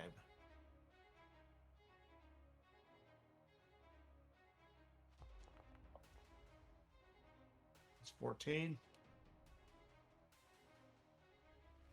14 does hit. You're hitting Okay. you're going for the wizard, correct? Right. Okay. Yep, 14 hits. And so that's damage of 7, and he's also going to mark him for favored foe, which gives an additional 1d4 on the attack roll, on the initial attack roll, as well as all the later ones. So that's an additional 4 points of damage. Okay, that's going to put us at 19. And then Lorsch is going to move here, take a dash around. Sorry, I'm gonna stop like right there because I can see what this is. That was 15, 20, 25, 30, because, well, no, that didn't. What the hell? Now I lost my token when it collided with the wall. There we go. You got it back? Got it back. Okay. So he's going to kind of get himself out of line of sight of the guy at the top of the stairs, whose name isn't coming to mind, and that's going to be his turn. Reminds me of Waterdeep.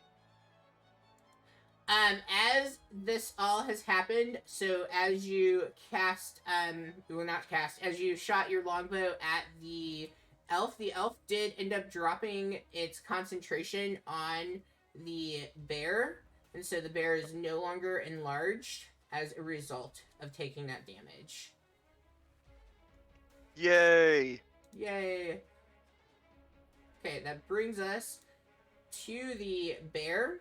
Oh no. And since you are right there, the bear is going to attack. Ash is, Bob's playing dead. You're playing dead. Still laying on the floor, dead. Roll me a deception. Let's see if the bear Yes. thinks you're dead. He's Why also not? a robot too, so he doesn't really have like breathing or anything. Yeah, I'm not breathing or anything. Okay, but okay. can I Roll it get with advantage? advantage. Roll it with advantage. That's right.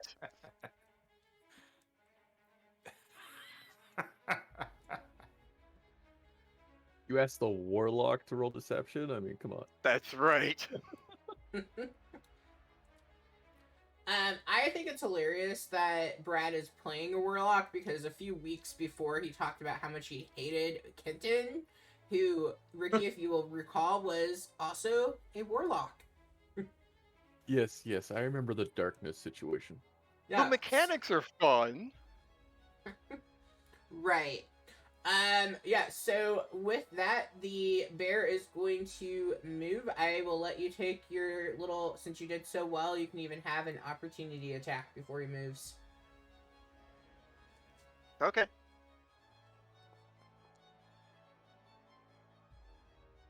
Flashing ankles. Dang. Oh, nice. All right, Slashing in his and ankles. how much can my bear friend move? 40. Alright, the bear comes around the corner so he can share the love. He is going to first make a claw attack at Drickle. Let's move my token over here.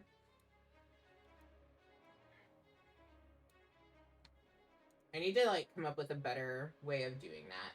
Alright, so he is going to claw attack.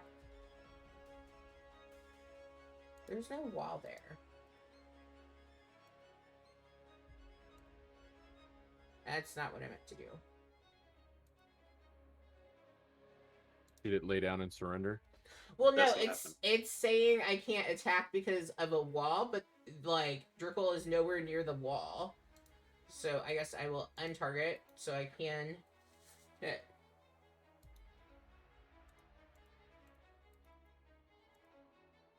Oh, this is how it wants to be. Oh, because now I'm drawing walls. That checks. Okay. Let me just roll the old way. Oh. The bear, it thought I was targeting the elf. Like, that's how great I'm doing, everybody. I'm trying to target the elf on the bridge as a bear. Here we go.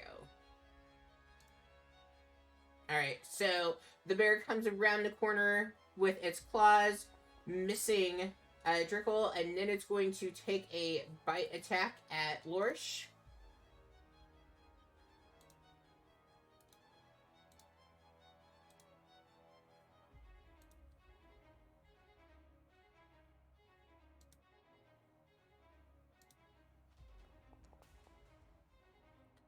And it does hit with that as Lorsh takes 8 piercing damage.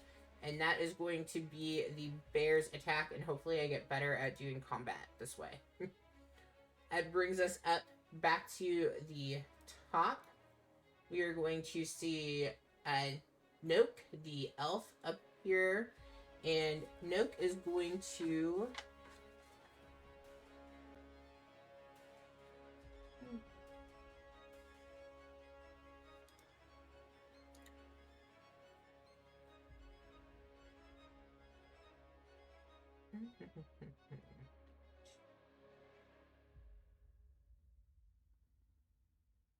Okay, we are going to see Noke is, as he's seeing the situation play out, he is going to cast...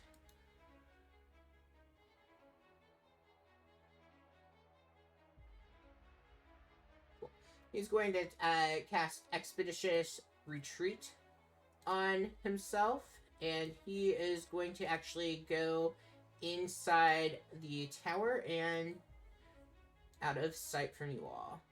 So he can move 60.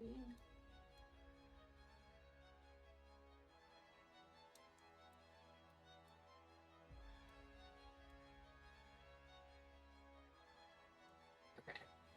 Alright, and that is going to be his turn. That brings us to Solomon. Solomon seeing the elf take off will move over to hopefully try and stop the bear.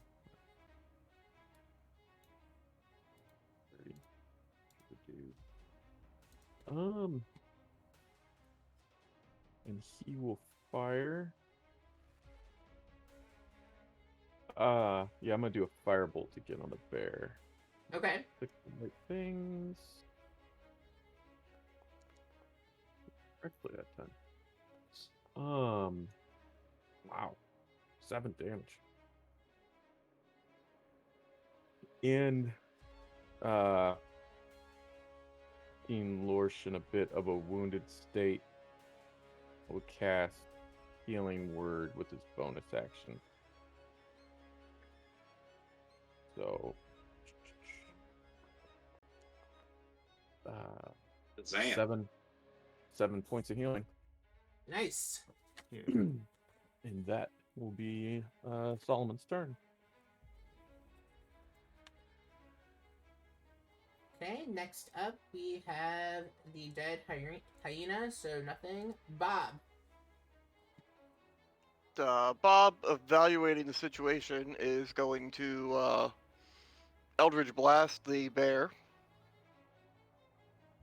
Yes. Get it, girl. Right? If I can figure out how to do this again.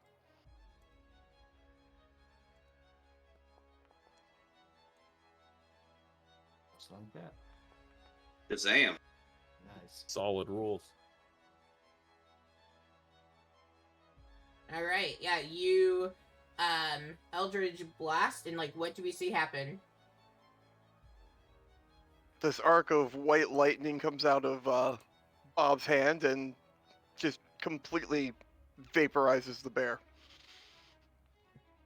And after that happens, he's going to spend his movement moving up this ramp, following after the elf. All right, chasing the elf is what we've got going on. Okay. All right, Jerkle, you are up. Trickle will run.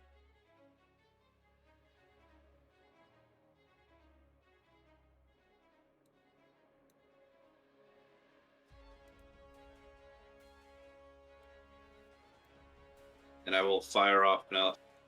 Fire now on my way over.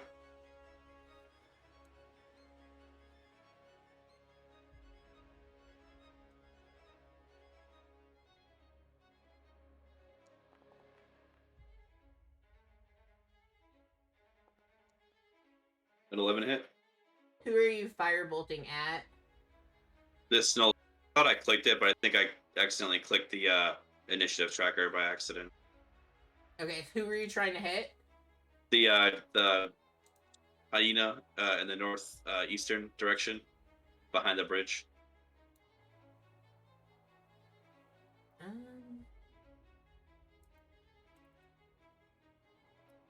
Yes, that does hit. So, what do we see happen? You see with the tiny arms, you see him just like fire off this like small like green flame firebolt, and it just like goes right into the mouth, and then it kind of just like detonates like a little hyena cherry bomb, and just turns to ash. Okay, awesome. Anything else for your turn? I can't do anything else with my turn. Oh, maybe I'll go invisible as my bonus action. Okay. All right, Lorsh, you are up. Okay, first I need to make a con save to see if I dropped concentration see if Lorsh dropped concentration when he was injured, because the favorite foe acts like concentration. And so that's a 13. It's So, I guess so concentrate. 16. Yeah. Yep. Okay. Yeah, you so did not drop. concentration is still up. It is still up. You're good to go. Okay. All right, then let me go ahead, and he's gonna also run over and head for the ramp. 15, 20, 25. Oh, I tell you this. Do you want me? I can move you because I don't have to pay attention to walls. Is that where you're trying to go? I was just trying to go to the base of the ramp, would be 30. Okay. Got it here. I had you there and then it moved. That's because I'm moving. Yeah, sorry, I was trying to help because I can go around all the walls. So I was trying to help. Okay. All right. Well, okay, we put him at the base of the ramp then. I think that would Okay. be 30. All right, Cool, there you thank go. Mm-hmm. Anything else for your turn? Let's see. He's gonna. I guess he's gonna know Bob and say, "Bob, he went inside. Yeah, he went inside there." Captain Obvious. That's Awesome. kind of that's what I saw too, man. It's okay.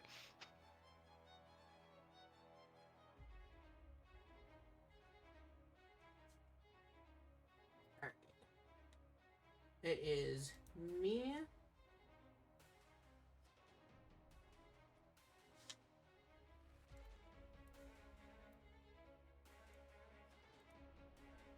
Oh, I don't know what I've done. I can't see anything.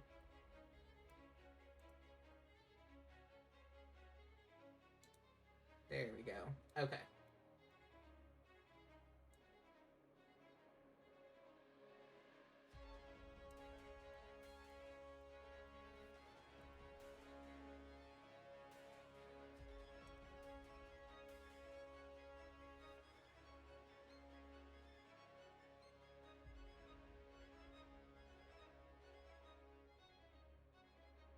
All right.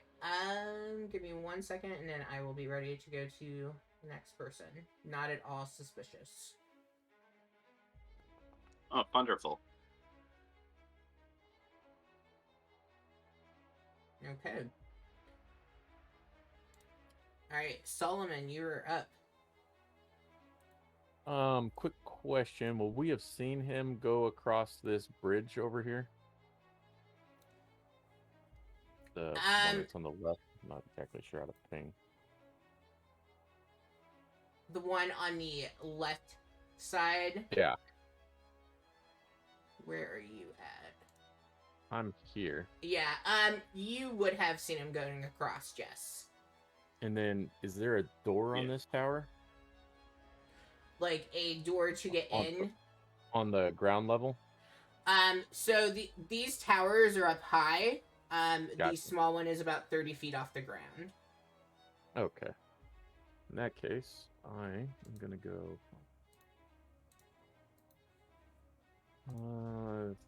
30 and then double move.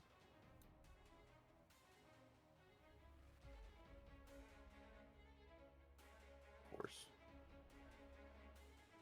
That's 30.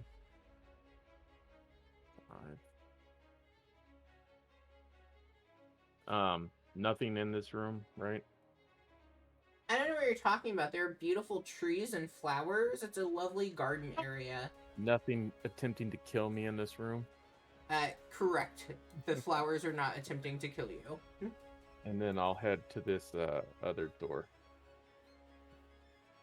And that will be the end of my turn.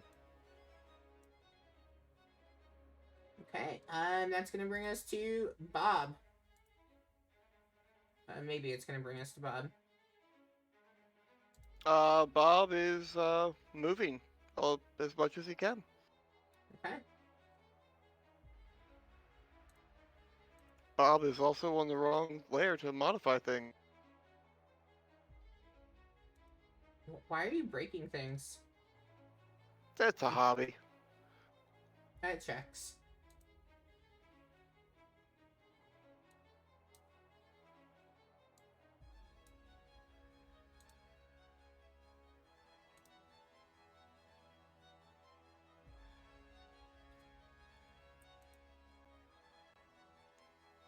And I guess I'm gonna run across this too. What could Okay. possibly go wrong, right? What could possibly go wrong for Bob, the little robot that could?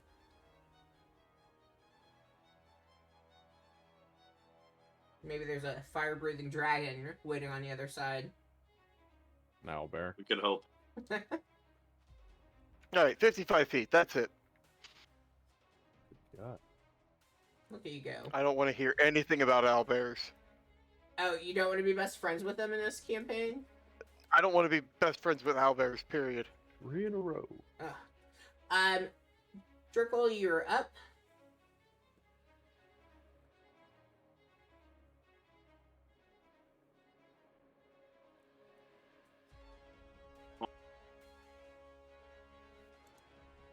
$60 with the double move. Okay. I'll just wait.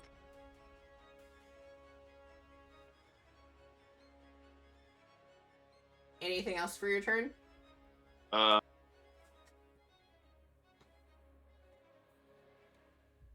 I don't have my bonus action left, so I'll just wait. I don't see anything in that room, right? That looks dangerous, at least from my point of view. You do not see anything in that room besides Bob that looks dangerous. I guess Okay, Bob would have called that's out that, this room is empty when he went in, or at least appears to be empty.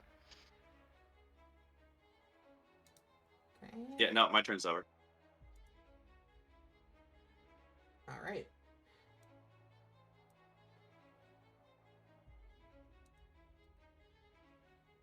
Did I do this right? I did not.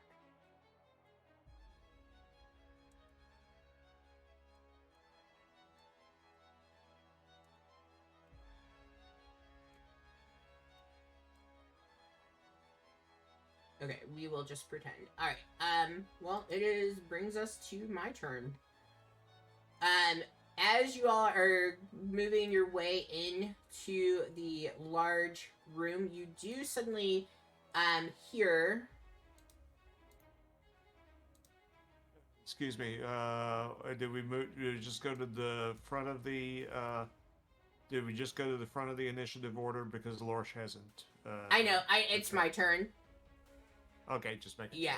Yep. Nope. You're still good. No worries.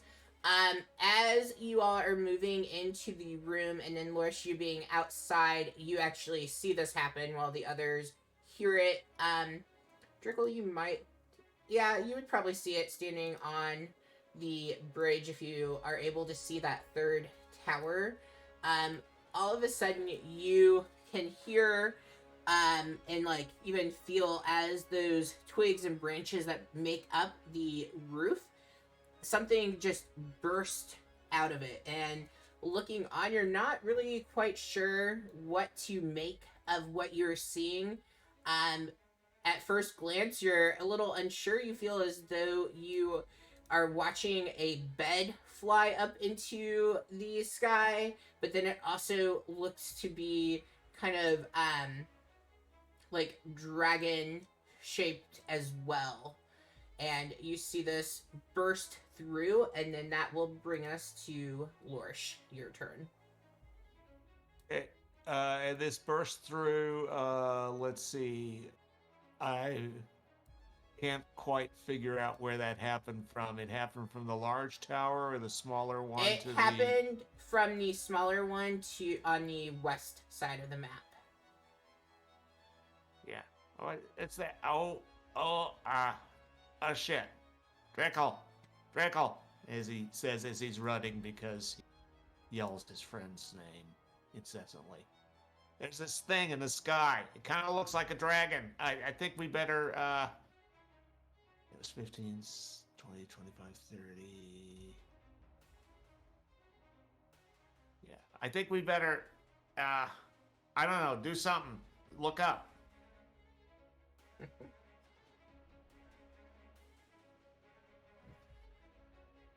Virgil's like looking around trying to find whatever he's talking about. Yeah, where are you? Yeah, I'm on the bridge. I'm on a bridge, Lorsh. I'm on a bridge. Oh. Okay, yeah, it was over that way. Just keep moving.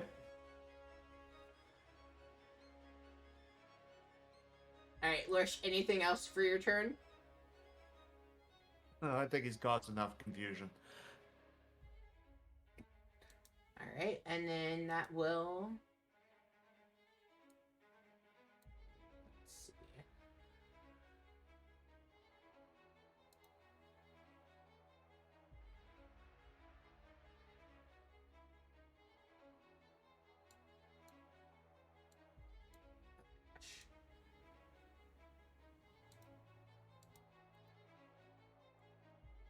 Okay, that will bring us to the elf.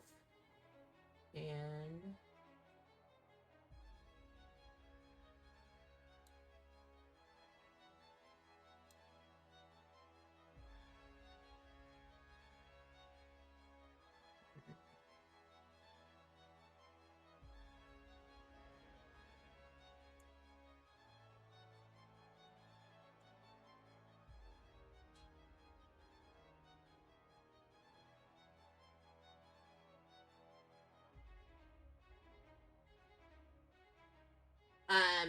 as the elf is on this flying dragon bed,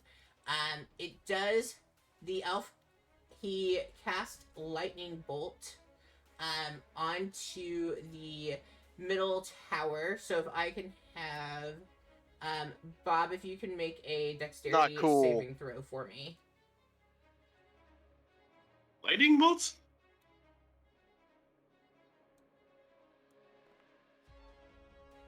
Not cool at all. Not cool. Boo. Alright, let's see. To be fair, I just grabbed what I could for characters. Let's roll.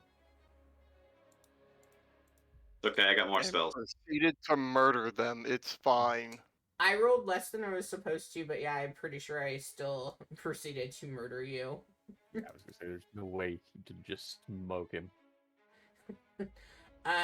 As that the middle tower, the lightning ignites with that, and because it is made of wood and flammable, it does go up, and you are unable to dodge out of the way of these falling branches, and I don't really feel like killing you, That's so I'm not Bruce going for the to. win. You take, we're just gonna go with, you take 6 damage, buddy. You back unconscious again? That would knock me unconscious again. It might have killed If you. I didn't have head trauma to begin with, I've got head trauma now. Alright, Solomon, you were up.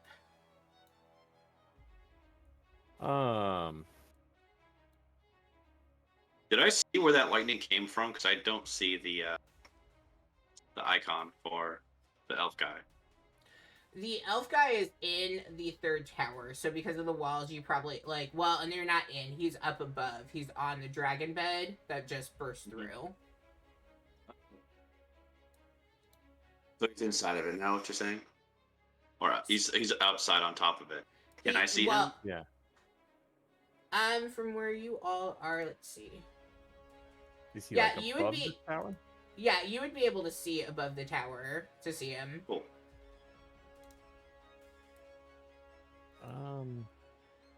Right. Hearing that come out, is he within 120 feet? Well, if I could see it, can I see the bed? I'd like to target the bed. Yeah, you can for sure see the bed, and that is within 120 feet. Okay, I can't target it, so I'm just gonna roll. Oh, that's fine.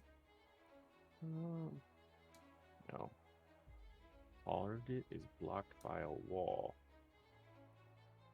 A quick meta question: is the bed a creature right now?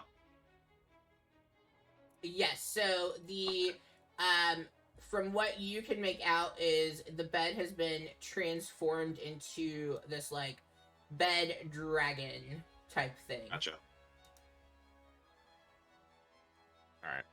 It's not letting me roll the thing because my target's gone, so I targeted the dead thing I already had before. But does a 14 hit? A 14 does hit. So 2 fire damage to the bed. Okay.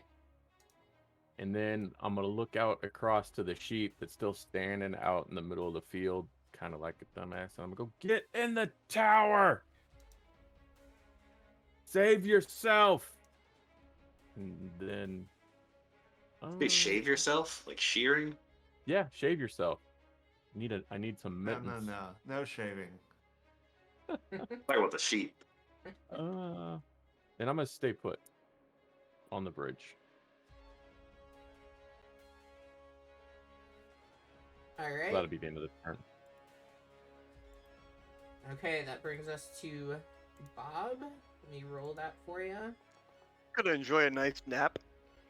I rolled good the at those. exact same as before. Drickle, you were up. He rolled a nat 1 twice. That's what I just heard. For Right? I will again use my bonus action to breathe a little bit of life into it.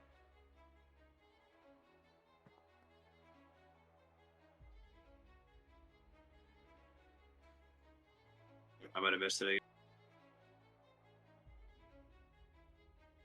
And I can't quite figure out how to target the bed frame, but Yeah, I'm going to that's fine. cast. I'm going to cast Toll the Dead. Okay. Hold the bed. Toll the I'm bed. sorry. No, that's good.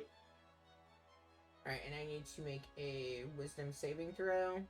Swear to God, if this is a wisdom bed, I'm going to be so How pissed. wise is the bed? Let's see. saves. Wisdom.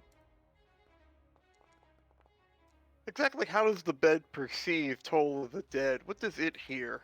A I chainsaw or a wood chipper? probably a wood chipper.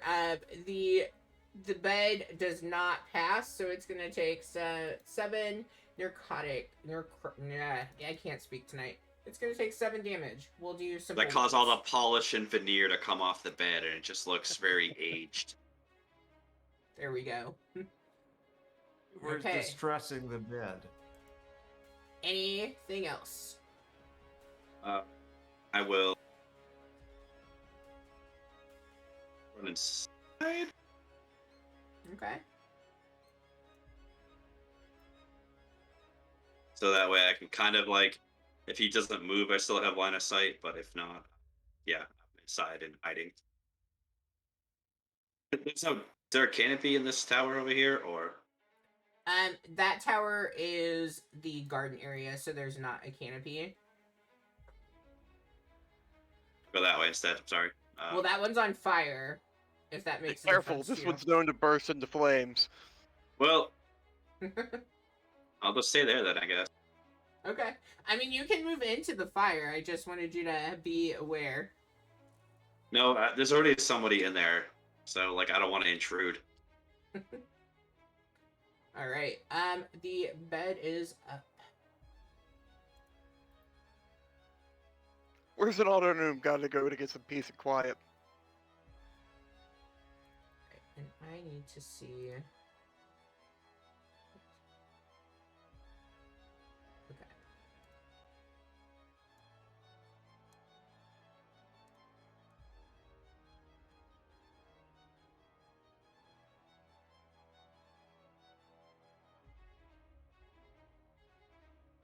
All right, and the bed is up in the air, just so that is clear.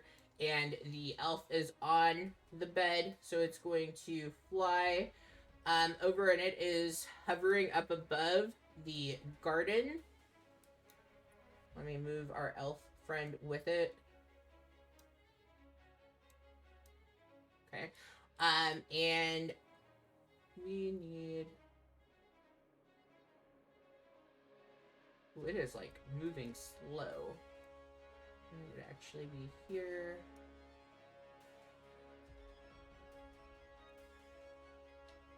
Brad, do you know if there's a way, like, how do you drop, like, the area of effects down? That's a good question. It's a, I mean, it could Well, be the something I spell figure out. itself should do that. Okay. Well, Because that's what we were so seeing the other night. it won't end up doing it because it's a modified spell, one that I just wrote in from the interwebs. I do not know them. So it's a 15-foot cone.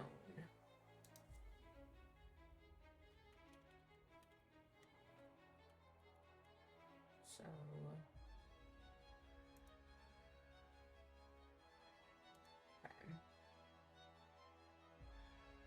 okay, so Lorsh and Drickle, I need you to make a what save is that? A dexterity saving throw for me.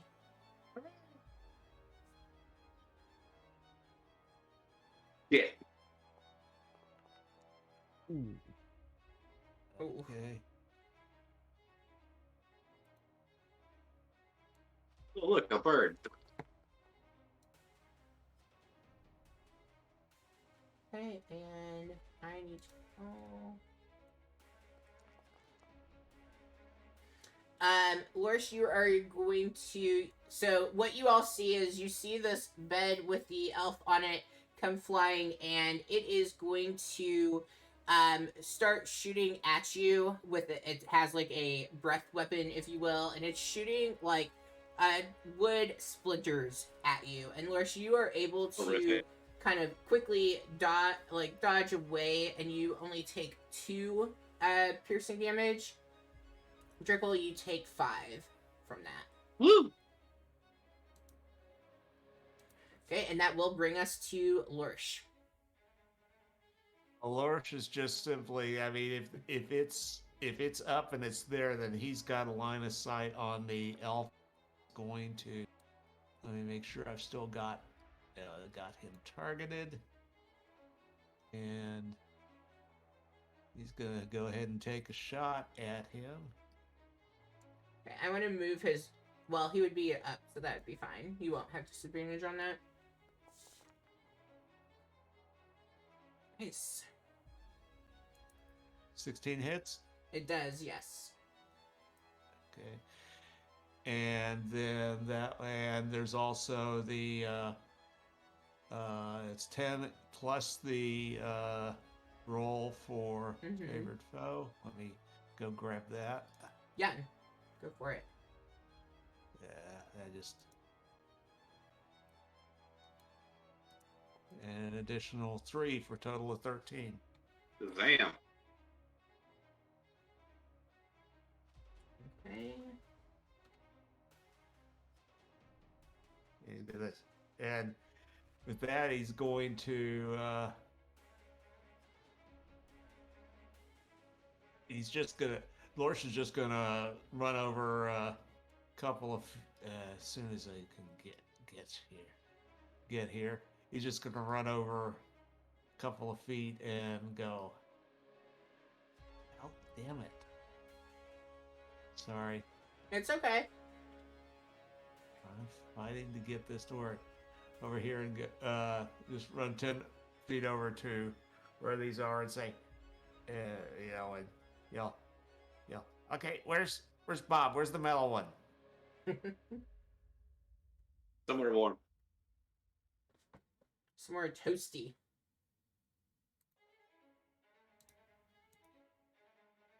All That's right. it. And as you do that, the elf is able to maintain concentration, so the bed has not like fallen or anything happen with that. That will bring us up to the elf. And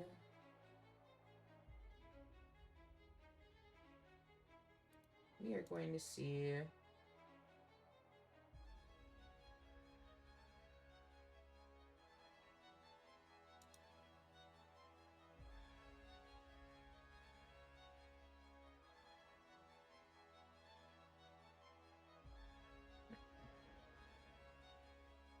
okay, we're going to see the elf is going to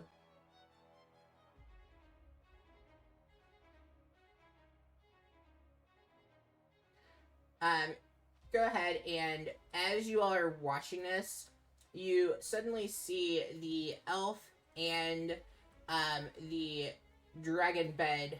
They both just disappear from the sky. Assuming, you are assuming that the elf has cast invisibility on themselves in the bed. That brings us to Solomon's turn.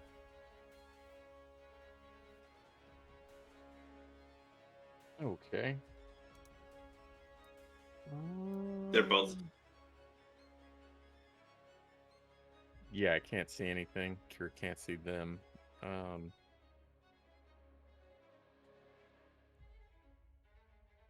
Well, first off, he's gonna see they're cool.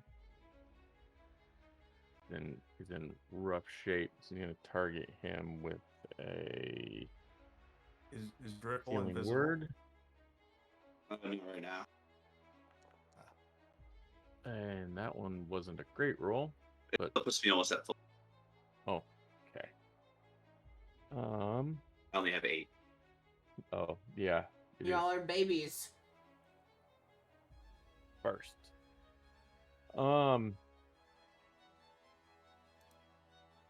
So you said he was concentrating on something, the spell before, by the way. Mm-hmm. Does invisibility is another concentration spell? Did that other one stop? Well, I had misspoken. He had polymorphed Gotcha. like in reading, so it's yeah. Everything's good on my end. It's hard trying to read while playing to see how this plays out. So, yeah. Because I honestly had not read it all the way through before we started. Well, I mean, if you hold your action, you can wait till he attacks. That's when he gets visible, and then you can hit him. Yeah. Oh, I was debating a couple things. Yeah, I will hold a firebolt for when and if the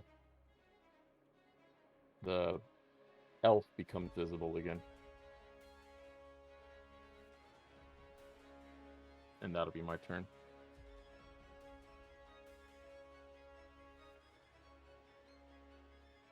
Okay, and then... Did I freeze up? Oh. No, you didn't. Okay. Sorry, I'm trying to look up a couple of things. That's gonna bring us to Bob. Bob is hearing all the nonsense that's going on, but he's not quite sure what to make of it. So he's going to continue on his original plan and burst through this door that is in front of him. Yeah. That was 15 feet.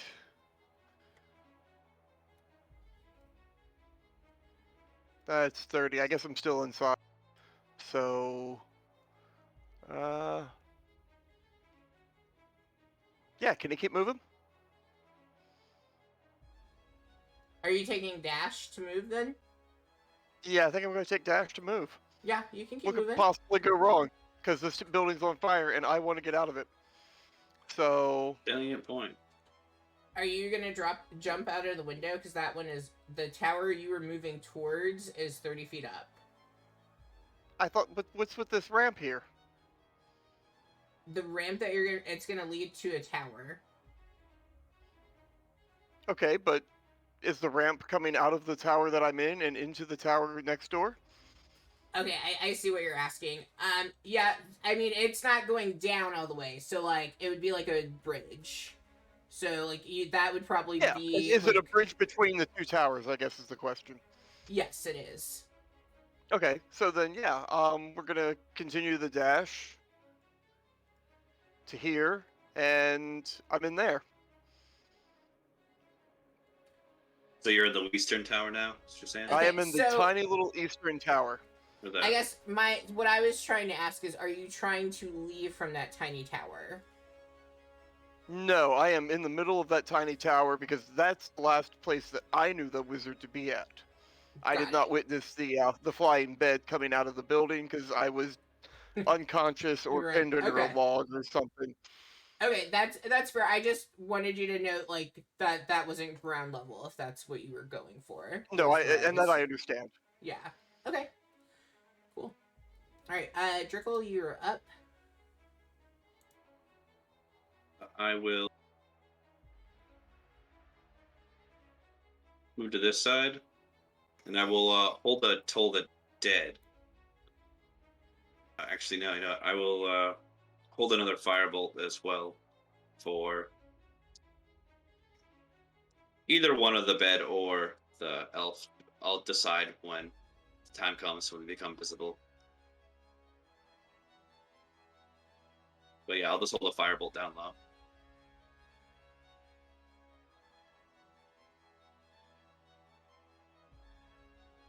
Okay. That is going to bring us to the bed.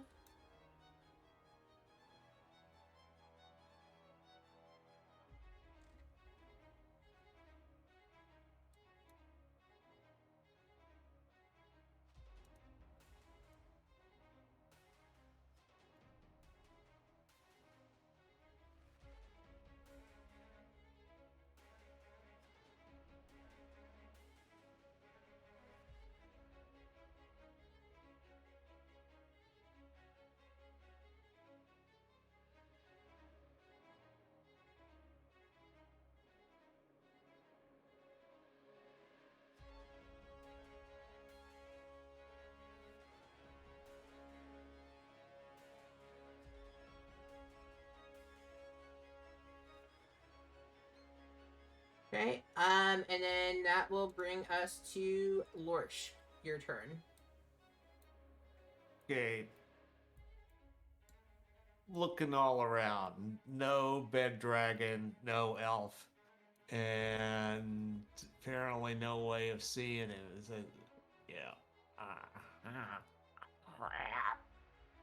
And he's going to ready.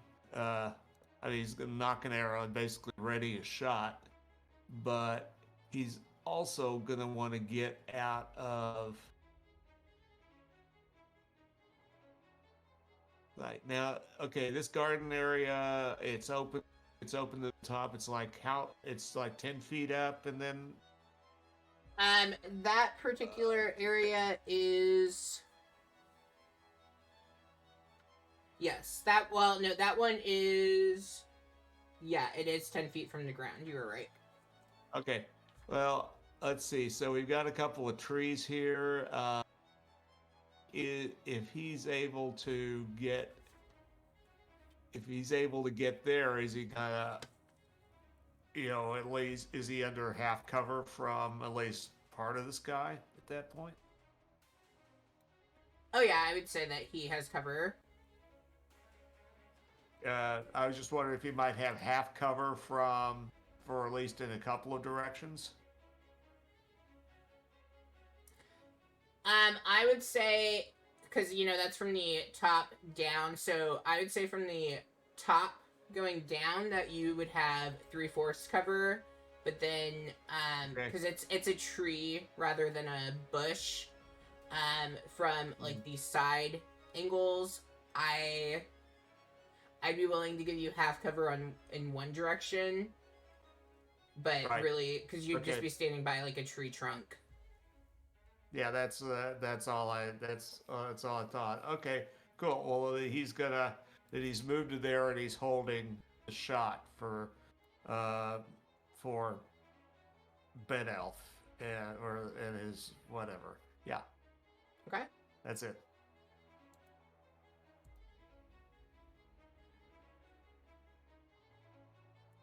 All right. So I'm going to go through and I will ask you all what you would do. At this point, you do not see any threat, but I'm just going to go through the initiative order to see if there's something that you would be looking for, trying to do at this point, but you no longer see the bed dragon or the elf in the current moment. So first up, we have Solomon. What would your character be doing at this point? How on fire is this next tower?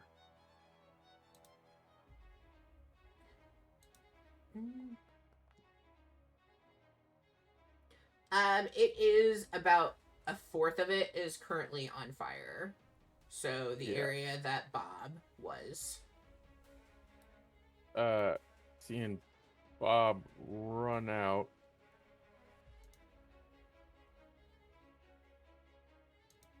I'm gonna go to this door and then yell, Bob, we gotta get out of here. It's all gonna collapse. That'll be what I do this round. Okay. Conveniently, Bob, you are up. Bob is going to, glance around the room, see if there's any signs or whatever of what may have, if there's anything like wizardy that may draw him back here, or if there's any clues as to where he disappeared off to, and if not, make his way back over to Solomon and then out of the tower eventually. But that's quite a bit of movement. Okay, make me, so it sounds like you want to take a look around, so make me a investigation check.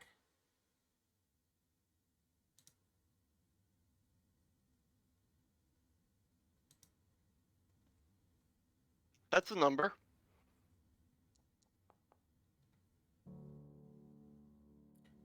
You are looking around and you see the typical things, like you can see the hole in the ceiling from the bed bursting through.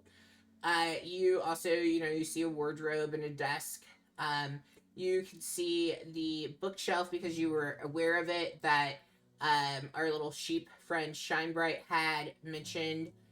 with various books that may be of interest, maybe not. You're kind of just a little disoriented, too much so to really make sense of what you're seeing. Anything else for Bob? Just starting that movement back out of the tower, then I suppose. Okay. Yeah, you begin to start moving out of the tower. Okay. Drickle, you're up. Drickle will just move over there, and he'll still ready another firebolt. He's very unsure right now. Okay, yeah. So you are standing on guard, watching to see if anything out of the ordinary happens. Okay. Lorsh, what about you? Lorch is going to go ahead and unhappily, but it's necessary, come out from under this shelter about 5 feet. And he's just, I mean, while he may not be the brightest bulb on the string, he does know that obviously whatever, the elf and the bed have gone invisible, which doesn't mean that they're not there. So he's going to try to perceive, he's just going to see if he can get some sort of hint of movement or sound. And Okay. because he has Kenku recall, he's going to give himself an advantage on, and he's proficient. Actually, his expertise in perception. He's going to give himself advantage. Use that Kenku recall, and which is advantage on the perception roll. Okay, yeah. Go ahead and roll for me.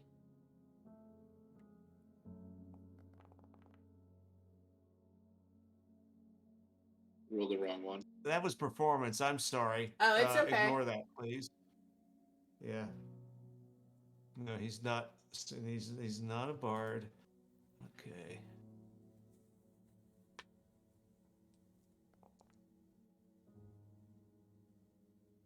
So that's 23. All right.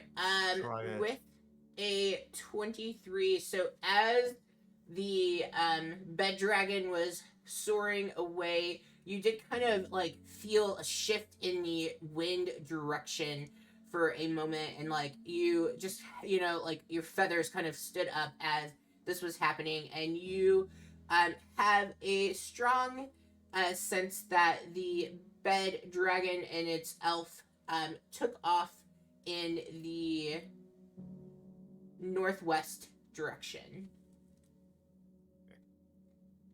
All right, so he's gonna yell. Yeah.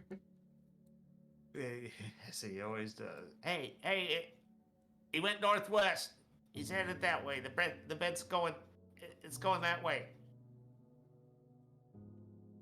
Nice. Of course, he's gesturing, even though nobody can see him, but his voice carries. I mean, that invisible elf that's just traveling around with you all in air. So before we continue, I do want to go back. Bob, I was reading the wrong thing. Like, I didn't see your dice roll, and I assumed the one I saw was the one, and it was one of my rolls. And yours popped up just, like, literally a minute ago, and you had a 13, but I was reading a 4.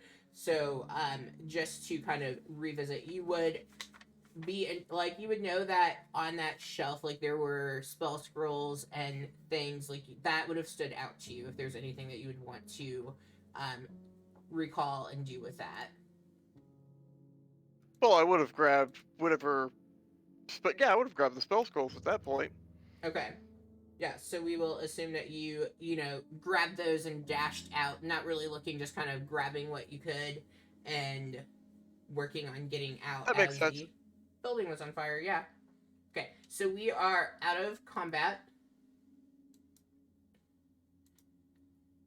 Okay, and at this point, you all are kind of scattered, amongst yourselves. You have the sheep is kind of just hiding outside, knew it couldn't be much help in this instance, so it's been kind of cowering outside.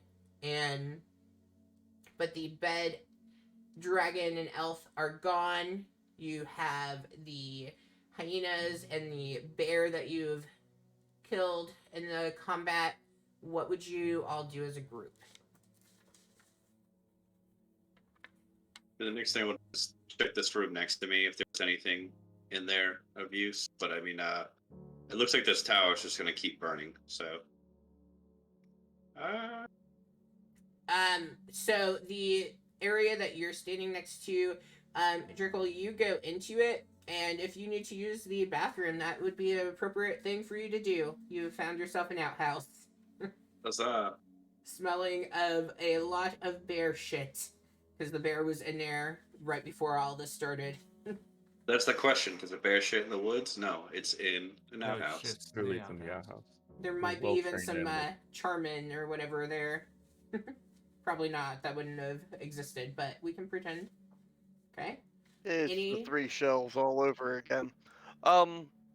Any idea with the sheep be able to tell me anything about these scrolls? Are they indexed in some way? What did I pick up?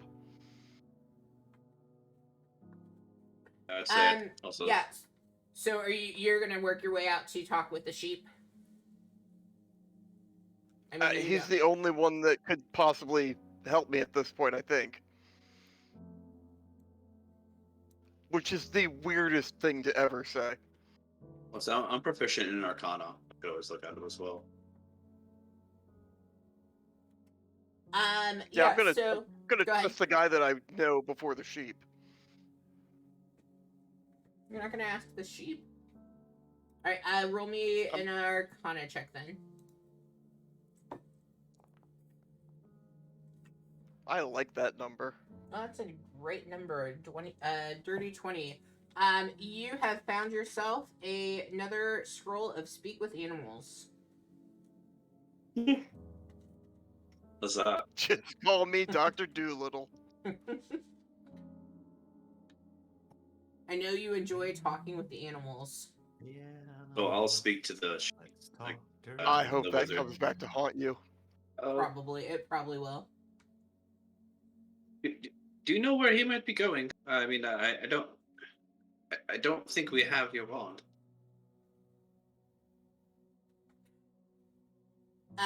The sheep says to you, no. Did you check, in there? Maybe if we can look around, maybe it fell when he burst through. There was so much that was happening. If we could just take a look to see if we could find it. Sure. Who's got like a really high investigation? I mean, I was in the tower that he came from, and I looked around. I didn't see a wand or anything in there. He also flew over this area, so it could be in that area as well. Well, I'll give myself guidance, and I'll try myself. Okay.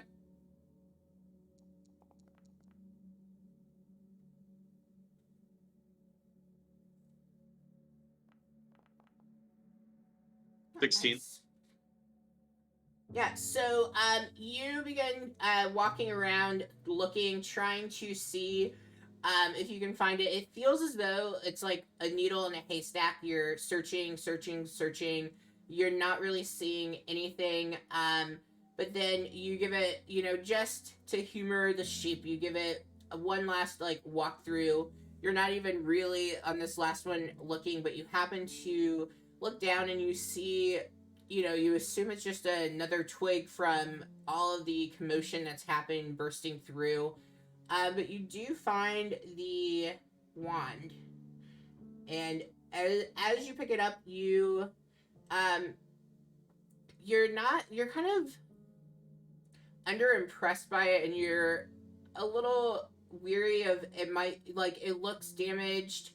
You're not sure if the magic involved with you can do an Arcana check on it, but its physical self looks damaged to you. Yeah, I'll give it a 1. So.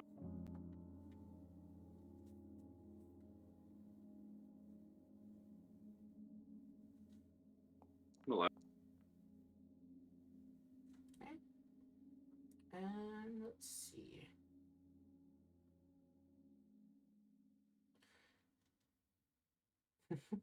As you are looking through, you can tell. Are you proficient in Arcana? Yeah. Okay. Looking through and like investigating it, you can tell that this wand has been modified so that it could be used more often than it should have been, and because of the overuse, the wand seems unreliable.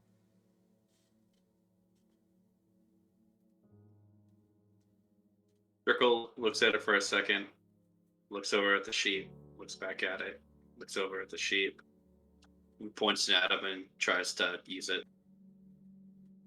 You're not even gonna ask if the sheep wants you to. You're just gonna go for it. Yep. Okay. I don't even know. It doesn't say. What do we think that roll would be? Percentage? What is it? Percentile? Okay, yeah, we can do that.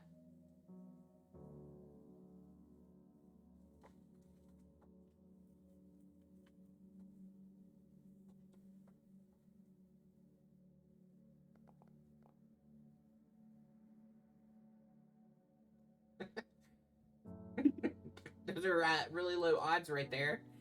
Well, it yeah. depends. Which Did way is it is going? low better? Okay, I'll roll a dice to decide which one is better.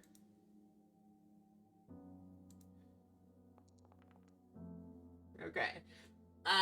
So as you go without even hesitation to cast the use the wand to cast polymorph onto the sheep, and like the sheep shine bright, like this is what he wants. So like you, as you're doing it, you hear him saying yes, yes, yes, go ahead and cast. I don't want to be a sheep any longer. Before we see the results, is there anyone who would have tried intercepting that, like stopping this, or like he's picked it up and he's going? Would anyone have tried to do anything? Lorsch would have gotten the hell out of the way. So he's gonna move. He's not gonna try to stop it. He's gonna try to, move towards where where Bob and Drickle are standing. Well, I suppose I'll just leave the token there in case something else should happen. But No, I would say that you would have been fine to move, because like he's picked up the wand, he's giving it a glance over, and then going to point. Like I feel like you very hastily probably jumped off that ramp. Whoa, whoa, whoa! Let me get out. Let me get out. No, Tyr definitely meant for us to find the wand, so of course it will work because we were able to find it.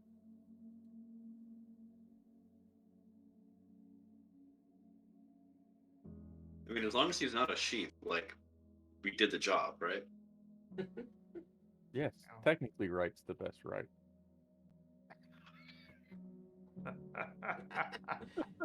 Oh, decisions, but I did roll. Why am I rolling for initiative in the chat, Kaz? I did a simple odd even. And so you go to cast polymorph from, true polymorph from the wand in question. As you do, you no sooner have you cast it than that wand just suddenly glows and just kind of then snaps and disintegrates as you're doing it, and you quickly look to see what has happened with the sheep. And as you do look, because I don't feel like killing anyone besides Brad tonight, you look on and you see, you do see Shinebright, who has now been transformed into the elf that he said he was. And he is very, showing gratitude towards the group. He also, is clearly in, disdain looking on at his home as it's currently on fire. Gonna fireball us. He is trying to adjust to having limbs. Like he's not used to not having to be on the ground. You even look over at one point and he's eating grass because that's what he's done for the last 2 years. Like If we told you you'd be getting arms. Yeah, he's very unsure of what's going on. Like he knows, but he's gonna need some time to adjust to it. Jet lag, if you will, but instead it's sheep to elf lag.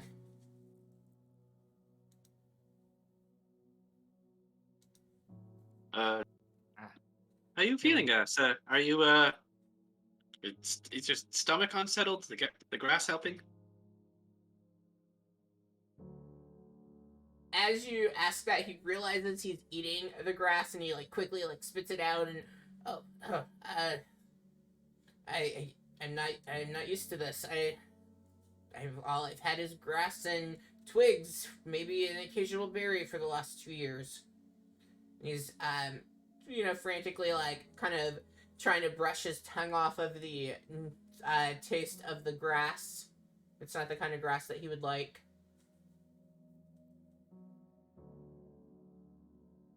Guys, you think we kind of put his house out before it catches everything else on fire? I don't have any way to do that. I don't. Yeah. Okay, we just let it burn then. Okay. What about you, Mr. Wizard? Shouldn't you be able to put this out? The wizard, as you are asking, he's trying, you can see that he's trying to work on casting something, but he's just really disoriented and nothing seems to be working for him.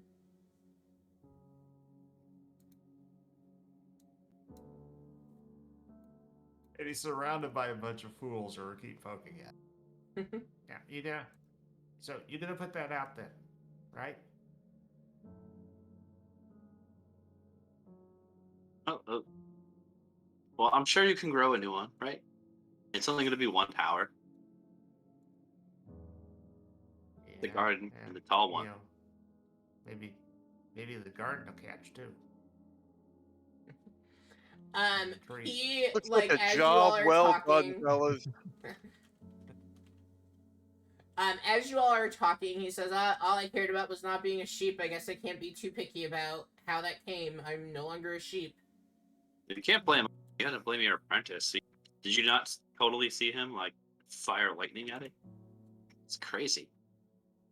Why didn't you warn us about that? It seems he has gotten much more powerful than I last recall. What did Well, you also, do sorry to about your wand. apprentice to piss him off like that?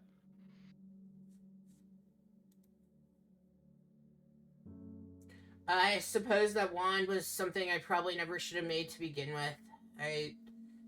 This is my fault that this happened. It was a good way of earning money. I would transform different people into different things, as kind of like a show, if you will, and everyone got a good kick out of it. But no, he wanted the power.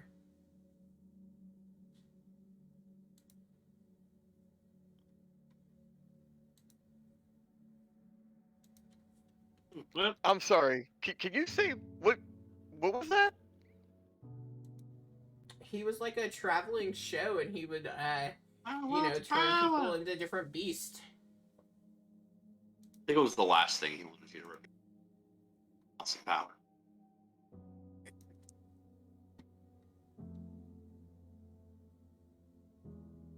And we're cool with that, huh, guys? I mean, Well, not no. but look, he's lost his house at this point. We there's no need to kick him anymore while he's down. I'm sure he'll be fine. But how many people did he turn into hyenas? that's true. Oh no, I Yeah, that's um Shinebright goes, no, I always transform them back. The one who didn't was Noke. oh. If he Okay. transformed them into hyenas, why would they fight for him?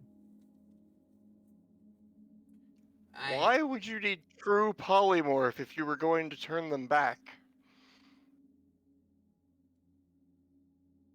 Like I said, the power was too much and I should have known better.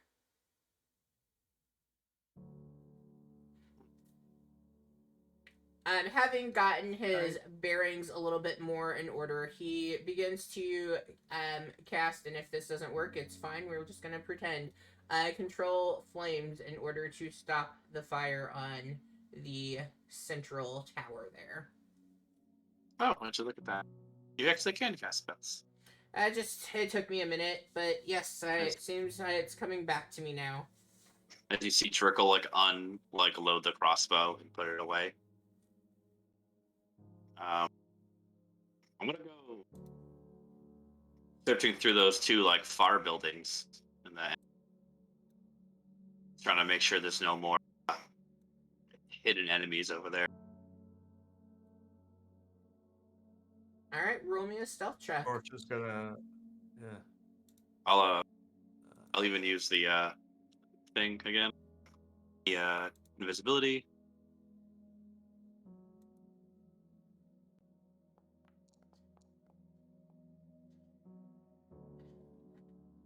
Advantage on.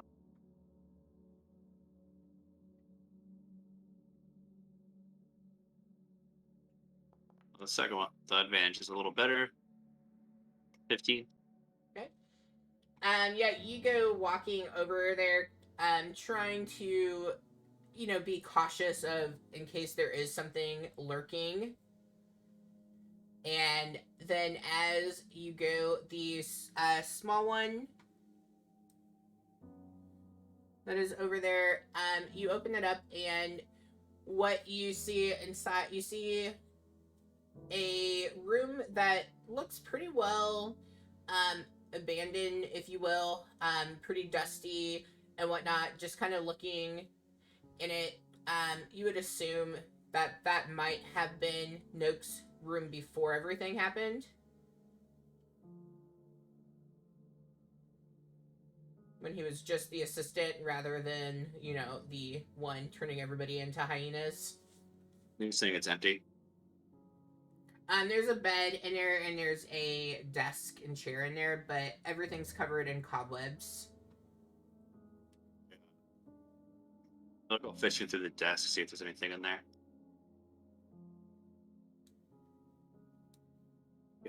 Got in.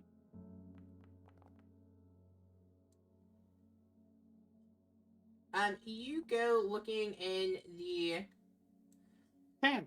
10. You go looking through the desk and you find a old journal, and you also you find about 7 copper coins, and aside from that, nothing else really stands out to you. What's the journal say? Let's see, what does the journal say?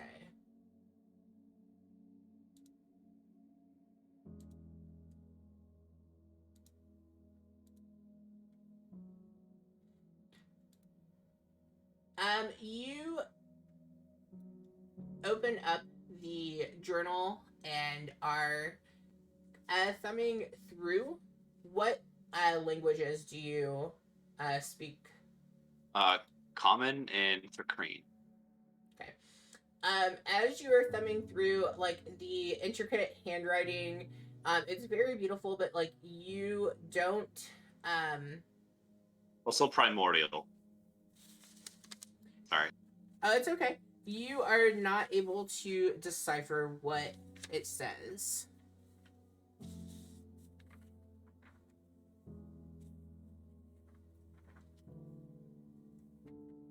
I'll bring it back out and hand it over to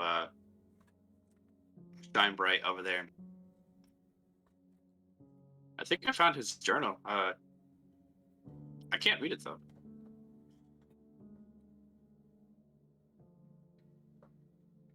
Lorsch is standing by. He's actually been picking up arrows. He got one back. And cranes his neck and looks at the journal. Kind of looks as it's being passed over. Is he able to read it? He knows, being the mimic as he knows Elvish, Giant, Gnomish, and Goblin. Ooh, interesting. As it passes over, you recognize it to be written in Elven.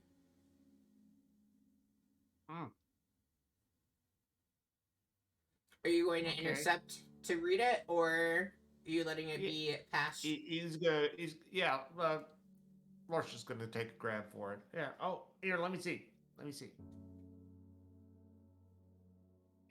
so, if he intercepts it, yeah, he's gonna try to read it. Yeah, you intercept it and you begin reading through. And as you're like, so I guess you tell me, like, would you be kind of quickly thumbing, or are you like trying to read for detail? Like, what would Lorsch be doing with it? Just be flipping through and say looking towards, maybe flip to the end and get the last couple pages, and he'd start to read it out loud because he probably can't read without moving his lips. My God, the bird has lips. Oh my God. Okay, without moving his beak, no lips. Yes, let's not make lips canon on the bird. That would be creepy.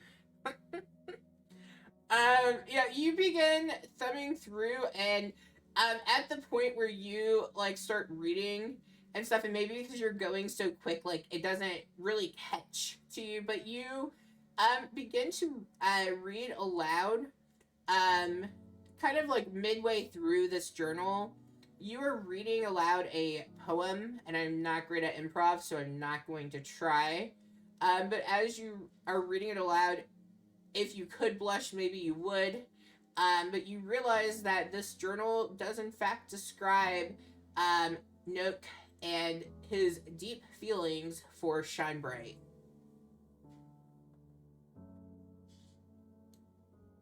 Dear Lord Shinebright, I am so... Wait, what is this? Okay, I mean, sure. Right. Hey, Alf, did you know about this? It's like he kind of had a thing for you. Hearing you as you had started reading it, Shine Bright like quickly grabs for the journal from you. Give that here. We shouldn't be reading anyone's journal, and he just makes a quick grab for it. Are you gonna let him take it, or do we want to contest it? Lorsch is going to contest that. He's going to try to yank it away. All right, make me a I guess dexterity. Just dexterity? Okay. You can do acrobatics. It really doesn't matter. I'll just contest against what you roll. Okay, well, that was just, I'd already rolled dexterity, so I'll go with that. Okay. Actually, acrobatics would have been better, but that's all right. Well, let's see. Go ahead and roll acrobatics, because we got the same. Okay. Well, not with that roll.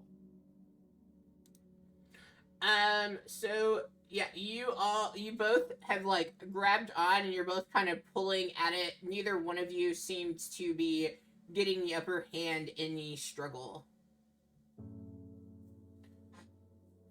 Roll again. Let's see who ends up with it. Pass guidance on Lorsch. Okay. Oh, it doesn't matter. That Hmm. was that was a natural 1. 6 with the roll. I can go ahead and do the guidance, which is Before. 4. Yeah. God, I don't like the way this rolls. There we go. Well, that would be a 10. So what's the 10 from up above? Did you double roll? Because I see a 10 and then a 6 right No. below. Is that just me? No, I see it on my fake No, the character. dexterity. Okay, I think that you asked for I rolled dexterity. Oh, That yeah, was the I got it. 17. I And you got it. said go Yep. ahead and roll acrobatics. Yeah. You're right. See, I have the memory of a fish. It's a real thing. I tell my kids that and they never believe me. Okay. Shine Bright manages to get the journal out from your whatever talons. Is that what you would have? What would Lorsh have? They are their hands. They do have the nails are obviously clawed in the way of bird. You say, okay, okay, go ahead. Yeah, and so Shine Bright's able to grab the journal and he just kind of sits on the ramp. He doesn't open it or anything. He just kind of sits down, really just taken aback by it. Again, he thanks the group for, having helped him transform back into his true self, but you can tell he's just really kind of confused by all the events of the last few years and whatnot.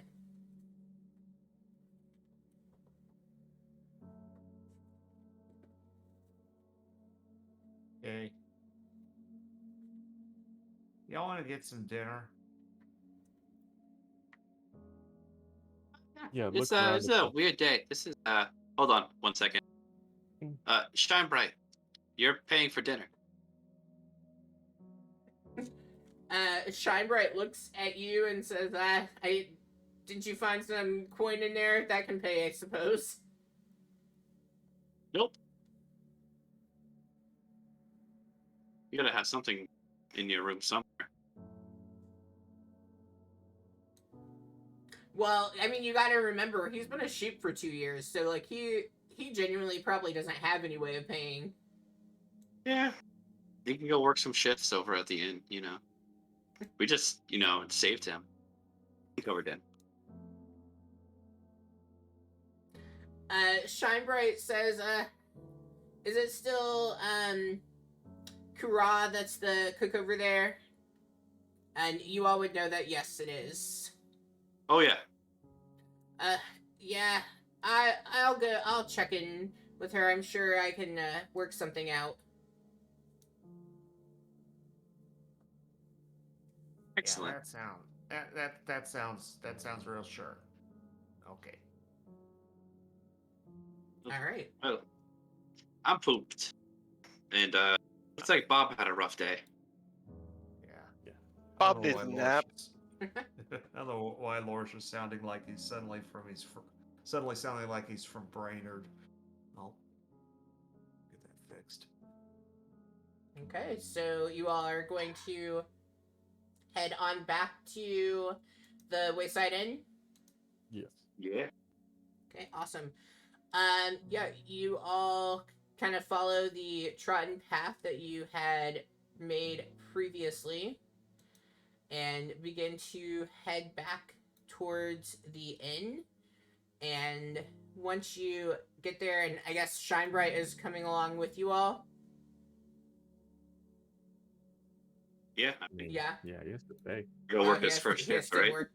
Yeah, so Shine Bright is going to tag along with the group, and once arriving at the Wayside Inn, you see him, instead of like going in with you all, he goes towards the back, towards that door that you all had escaped from, and he goes to talk to Kura, the cook there, to make good on being able to pay for dinner for you all. And are you having him join you all for dinner, or is it he pays and that's it? suppose if he's gonna cook it, he's gotta eat with us, right? Yeah. Okay. Yeah, so he, That after makes making an arrangement with, You can eat in the kitchen. he's going to come out and ask if he can eat with you all, or if he should plan for something else. We pull a seat over. Yeah, he takes a seat and is pretty excited to see some hearty stew come out that Corral has prepared for the group. And I feel like that is a really good point for us to end our first totally crazy, me not knowing anything session.